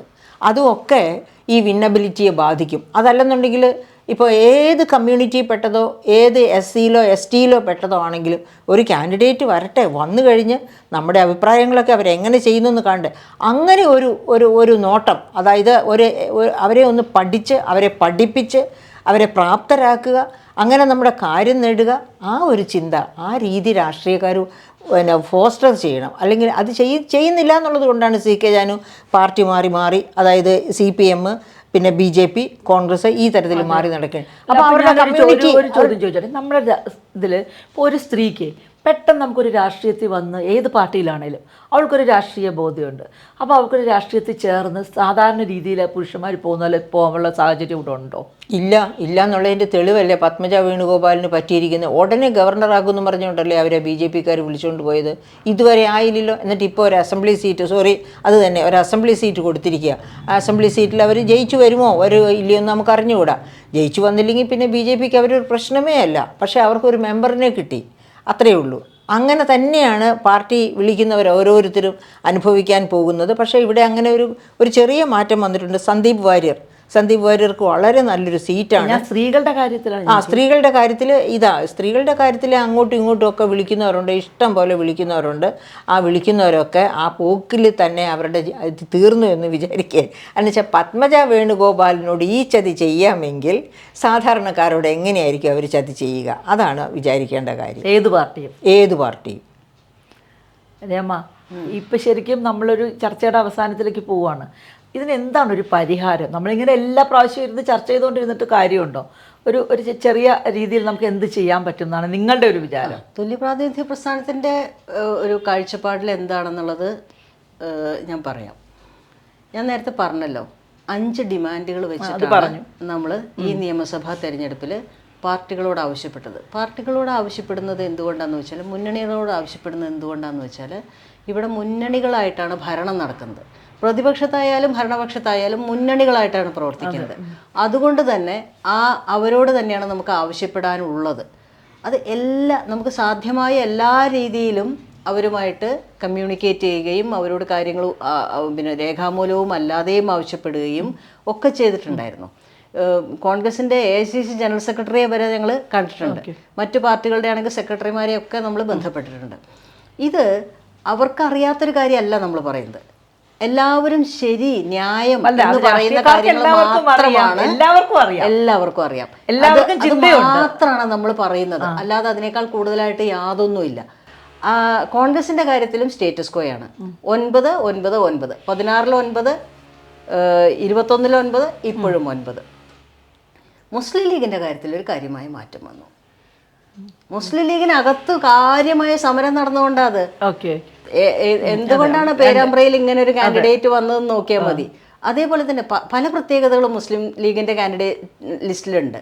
2 പേര്, 27 2 പേരാണ്, ശതമാനക്കണക്ക് നോക്കിക്കഴിഞ്ഞാൽ നമുക്ക്. പക്ഷേ ചരിത്രത്തിൽ ആദ്യമായിട്ടാണ് ഈ രീതിയിൽ ഒരു 2 പേരെ നിർത്തുന്നത്. അതൊരു കാര്യം. രണ്ടാമത്തെ കാര്യം എന്താ വെച്ചാൽ ഈ എന്താണ് ഇവരെ നിർത്തുന്നു എന്നുള്ളതാണ്, തെഹ്ലിയെ നിർത്തുന്നു എന്നുള്ളത്. അവർ കലാപം ചെയ്തിട്ട് തന്നെയാണ് അവർക്ക് ഒരു സ്ഥാനം നേടിയെടുത്തിട്ടുള്ളത്. പിന്നുള്ളത് ഇന്ദിരാരാജൻ, അവർ SC ആണ്. സാധാരണ ഈ റിസർവേഷൻ ഇല്ലാത്ത മണ്ഡലങ്ങളിലൊന്നും തന്നെ റിസർവേഷൻ കാൻഡിഡേറ്റ് SC വിഭാഗത്തിൽ നിന്നോ ST വിഭാഗത്തിൽ നിന്നോ ആരെയും നിർത്താറില്ല. ഇതൊരു SC കാൻഡിഡേറ്റ്. അതൊരു പ്രത്യേകതയാണ്. അപ്പോൾ ആ രീതിയിൽ പല മാറ്റങ്ങളും നമ്മൾ കാണുന്നുണ്ട്. വാസ്തവത്തിൽ ഈ നമ്മളിപ്പോൾ ഉന്നയിക്കുന്ന എല്ലാ വിഷയങ്ങളും കേരളത്തിൽ കാര്യമായിട്ടുള്ള ചർച്ചയായിട്ടുണ്ട്. അതിൽ യാതൊരു തരത്തിലുള്ള സംശയമില്ല. ആരും അത് ഔദ്യോഗികമായിട്ട് അംഗീകരിക്കുന്നില്ലെങ്കിൽ പോലും ആ കാര്യത്തിലൊരു കാര്യമായിട്ടുള്ള ചർച്ച വന്നിട്ടുണ്ട്. പൊതുവെ സ്ത്രീകൾ അതിനെ അംഗീകരിക്കുന്നുണ്ട്, പല പുരുഷന്മാരും അതിനെ സപ്പോർട്ട് ചെയ്യുന്നുണ്ട്. ഇതൊക്കെ ആയിരിക്കുമ്പോഴും കാൻഡിഡേറ്റ് ലിസ്റ്റ് വന്നിട്ടുള്ളത് ഇങ്ങനെയാണ്. അപ്പം ഇപ്പോൾ LDF-ൽ നിന്ന് 18 പേരും UDF-ൽ നിന്ന് 12 പേരുമാണ്. അപ്പം നമ്മൾ ആവശ്യപ്പെടുന്ന ഒരു ഒറ്റ കാര്യമാണ്, എല്ലാ സ്ത്രീകളെയും UDF-ൽ നിന്നും LDF-ൽ നിന്നുള്ള BJP-ക്ക് വോട്ടില്ല, അത് പ്രത്യേകം പറയേണ്ടതില്ല. എന്നാലും BJP-ക്ക് വോട്ടില്ല, NDA-ക്ക് വോട്ടില്ല. അതിന് അതിൻ്റേതായിട്ടുള്ള കൃത്യമായിട്ടുള്ള കാരണങ്ങളുണ്ട്. ഇത്രയും ഒരു മതവിദ്വേഷം വളർത്തുന്ന, നമ്മളുടെ ഭരണഘടന എപ്പോൾ അവസാനിപ്പിക്കാൻ പറ്റുമെന്ന് ശ്രമിക്കുന്ന ഒരു ഫാസിസ്റ്റ് ഒരു മുന്നണിക്ക് ഒരു കാരണവശാലും, അല്ലെങ്കിൽ അതിനെ പിന്തുണയ്ക്കുന്ന ഒരു മുന്നണിക്ക് ഒരു കാരണവശാലും ആരും വോട്ട് ചെയ്തത് 100% സ്ത്രീകളെ നിർത്തിയാൽ പോലും വോട്ട് ചെയ്യരുത്. ആ കാര്യത്തിൽ യാതൊരു വ്യത്യാസമില്ല. LDF UDF മുന്നണികളിലെ എല്ലാ സ്ത്രീകളെയും വിജയിപ്പിക്കണം എന്നുള്ളതാണ്. അങ്ങനെ വരുമ്പോൾ 3 മണ്ഡലങ്ങളുണ്ട്. 3 മണ്ഡലങ്ങളിൽ സ്ത്രീകൾ തന്നെയാണ് പരസ്പരം മത്സരിക്കുന്നത്. അത് കോങ്ങാട്, ഇവിടെ നമ്മുടെ തൃക്കാക്കര, പിന്നെ അരൂര്, ഈ 3 മണ്ഡലങ്ങളിൽ സ്ത്രീകൾ തമ്മിലാണ് മത്സരം. അവിടെ നിങ്ങൾക്ക് താല്പര്യമുള്ള ആൾക്ക് വോട്ട് ചെയ്യാം. അതല്ലാത്ത എല്ലായിടങ്ങളിലും പ്രതിഷേധ സൂചകമായിട്ട് നോട്ടയ്ക്ക് വോട്ട് ചെയ്യണം എന്നാണ് ഞങ്ങൾ ആവശ്യപ്പെടുന്നത്. ഇതിൻ്റെ കാരണം എന്താണെന്ന് വെച്ചാൽ പലരും അതിനെ ഒരു വളരെ അരാഷ്ട്രീയമായിട്ടുള്ള തീരുമാനമല്ലേ, BJP-യെ ജയിപ്പിക്കാൻ വേണ്ടിയിട്ടല്ലേ എന്ന് തുടങ്ങുന്ന പല കാര്യങ്ങളും ഉന്നയിക്കുന്നുണ്ട്. പക്ഷേ ഇതേവരെ ഇപ്പം ഞാൻ കഴിഞ്ഞ വർഷങ്ങളിലൊക്കെ ആയിട്ട് നടത്തിയിട്ടുള്ള നമ്മളുടെ പ്രവർത്തനങ്ങളും നമ്മൾ ആവശ്യപ്പെടുന്ന ഏറ്റവും ന്യായമായ കാര്യങ്ങൾ പോലും ആരും ചെവിക്കൊണ്ടില്ല എന്നുള്ള ഒരു വലിയ പ്രശ്നം പറഞ്ഞു. ഇവിടെ ഒരു ചലനം ഉണ്ടാക്കണമെങ്കിൽ, ഇവർ ഇതിലേക്കൊന്ന് ശ്രദ്ധ കൊടുക്കണമെങ്കിൽ വളരെ കാര്യമായിട്ടുള്ള ഒരു സീരിയസ് ആയിട്ടുള്ള ഒരു കാര്യം ചെയ്താലേ പറ്റുള്ളൂ. ഞങ്ങൾ നിർബന്ധിക്കപ്പെടുക ചെയ്തിട്ടുള്ളത്. ഈ പാർട്ടി നേതാക്കളോടൊക്കെ ഞങ്ങളത് പറഞ്ഞിട്ടുണ്ട്. ഞങ്ങൾ നോട്ട പ്രഖ്യാപിക്കുന്നത് ആഗ്രഹിച്ചിട്ടല്ല, ഞങ്ങൾ നിർബന്ധിക്കപ്പെടുക ചെയ്യുന്നത്. മറ്റ് സാധാരണ നിലയ്ക്കുള്ള കോൺവെർസേഷൻസ് ഒന്നും നടക്കാത്തതുകൊണ്ട് ഈ കാര്യങ്ങൾ മുഴുവൻ പറഞ്ഞിട്ടും ഒരു പാർട്ടി പോലും ഒരു ചർച്ചയ്ക്ക് പോലും വന്നിട്ടില്ല എന്നുള്ളതാണ്. അതൊരു ജനാധിപത്യത്തിൽ കൊള്ളാവുന്നൊരു കാര്യമാണ്. ഏറ്റവും ന്യായമായിട്ടുള്ള കാര്യങ്ങളല്ലേ ഞങ്ങൾ പറയുന്നത്. അത് പൂർണ്ണമായിട്ട് നിരാകരിച്ചതുകൊണ്ട് ഇത് വളരെ പൊളിറ്റിക്കലായിട്ടുള്ളൊരു തീരുമാനമായിട്ടാണ് ഞങ്ങൾ കരുതുന്നത്. സ്ത്രീകളെ എല്ലാവരെയും ജയിപ്പിക്കാൻ ശ്രമിക്കുക, എന്നാലും 27 പേരെ വരുള്ളൂ. നമുക്ക് 47 പേരുണ്ടെങ്കിലാണ് 33% ആവുള്ളൂ. ഇത് 19% വരുള്ളൂ. അപ്പോൾ അത്രയെങ്കിലും നമ്മൾ ചെയ്യണ്ടേ? അതൊരു സ്വപ്നമാണ്. അതൊരു യാഥാർത്ഥ്യം ആവേണ്ട കാര്യമാണ്. അതെ, പക്ഷെ അതൊരു അങ്ങനെ ഒരു സ്വപ്നത്തിലേക്ക് നമുക്ക് ആഹ്വാനം ചെയ്യാനുള്ളത് അതാണ്. എല്ലാ LDF-ലും UDF-ലും പെട്ട എല്ലാ സ്ത്രീകളും മത്സരിക്കുന്ന എല്ലാ സ്ത്രീകളെയും നിങ്ങൾ വിജയിപ്പിക്കാൻ ശ്രമിക്കുക, അവർക്ക് വോട്ട് കൊടുക്കുക. അല്ലാത്ത ഇടങ്ങളിൽ പ്രതിഷേധ സൂചകമായിട്ട് നോട്ടയ്ക്ക് വോട്ട് ചെയ്യുക. ഇന്ത്യയിൽ എവിടെയും ഇത്തരത്തിലുള്ള ഒരു കോൾ ഇതേവരെ വന്നിട്ടില്ല. നമ്മൾ ആദ്യമായിട്ട് അത് ഉയർത്തുകയാണ്. അതിനോട് സഹകരിക്കണം മുഴുവൻ വോട്ടർമാരെന്ന് ആണ് നമുക്ക് പറയാനുള്ളത്. വളരെ ഇന്നവേറ്റീവായ അല്ലെങ്കിൽ വളരെ പ്രതിഷേധത്തിൻ്റെ അങ്ങേയറ്റത്തു നിന്ന് നമുക്ക് ചെയ്യാൻ കഴിയുന്ന ഒരു ഇതാണ് തുല്യ പ്രാതിനിധ്യ പ്രസ്ഥാനം ഉയർത്തിയിരിക്കുന്നത്. നോട്ട അല്ലെങ്കിൽ എല്ലാ സ്ത്രീകൾക്ക് വോട്ട് ചെയ്യുക, അല്ലെങ്കിൽ നോട്ടയ്ക്ക് വോട്ട് ചെയ്യാന്ന്. അത് എത്രത്തോളം പ്രാവർത്തികമാകുമെന്നോ, അത് നമ്മളുടെ ഒരു വലിയ യാത്രയിൽ, സ്ത്രീകൾക്ക് അധികാരത്തിലേക്കുള്ള വലിയ യാത്രയിൽ നമ്മളെ എവിടെ എത്തിക്കുമെന്നോ നമുക്ക് ഉറപ്പില്ലെങ്കിൽ പോലും അതൊരു വലിയ ചുവടാകട്ടെ എന്ന് ആശംസിക്കുന്നു, അല്ലെങ്കിൽ ആശിക്കുന്നു. ഏതായാലും ഇങ്ങനെ ഒരു ചർച്ച ഈ എന്താണ് ഇലക്ഷൻ്റെ തെരഞ്ഞെടുപ്പ് അടുത്ത് നിൽക്കുന്ന ഈ ഇതിൽ ഇനിയും മാറ്റി നിർത്തപ്പെടുന്ന അല്ലെങ്കിൽ ഒഴിവാക്കപ്പെടുന്ന, മനഃപൂർവ്വം തന്നെ മറക്കുന്ന, ആർക്കും ഓർമ്മയില്ലാത്ത ഇങ്ങനൊരു വിഷയം ചർച്ച ചെയ്യാനായിട്ട് വരികയും വളരെ സജീവമായിട്ട് ഇതിനകത്ത് വളരെ സംസാരിക്കുകയും ചെയ്ത ഡോക്ടർ മേരി ജോർജിനും അഡ്വക്കേറ്റ് കെ എം രമയ്ക്കും നന്ദി.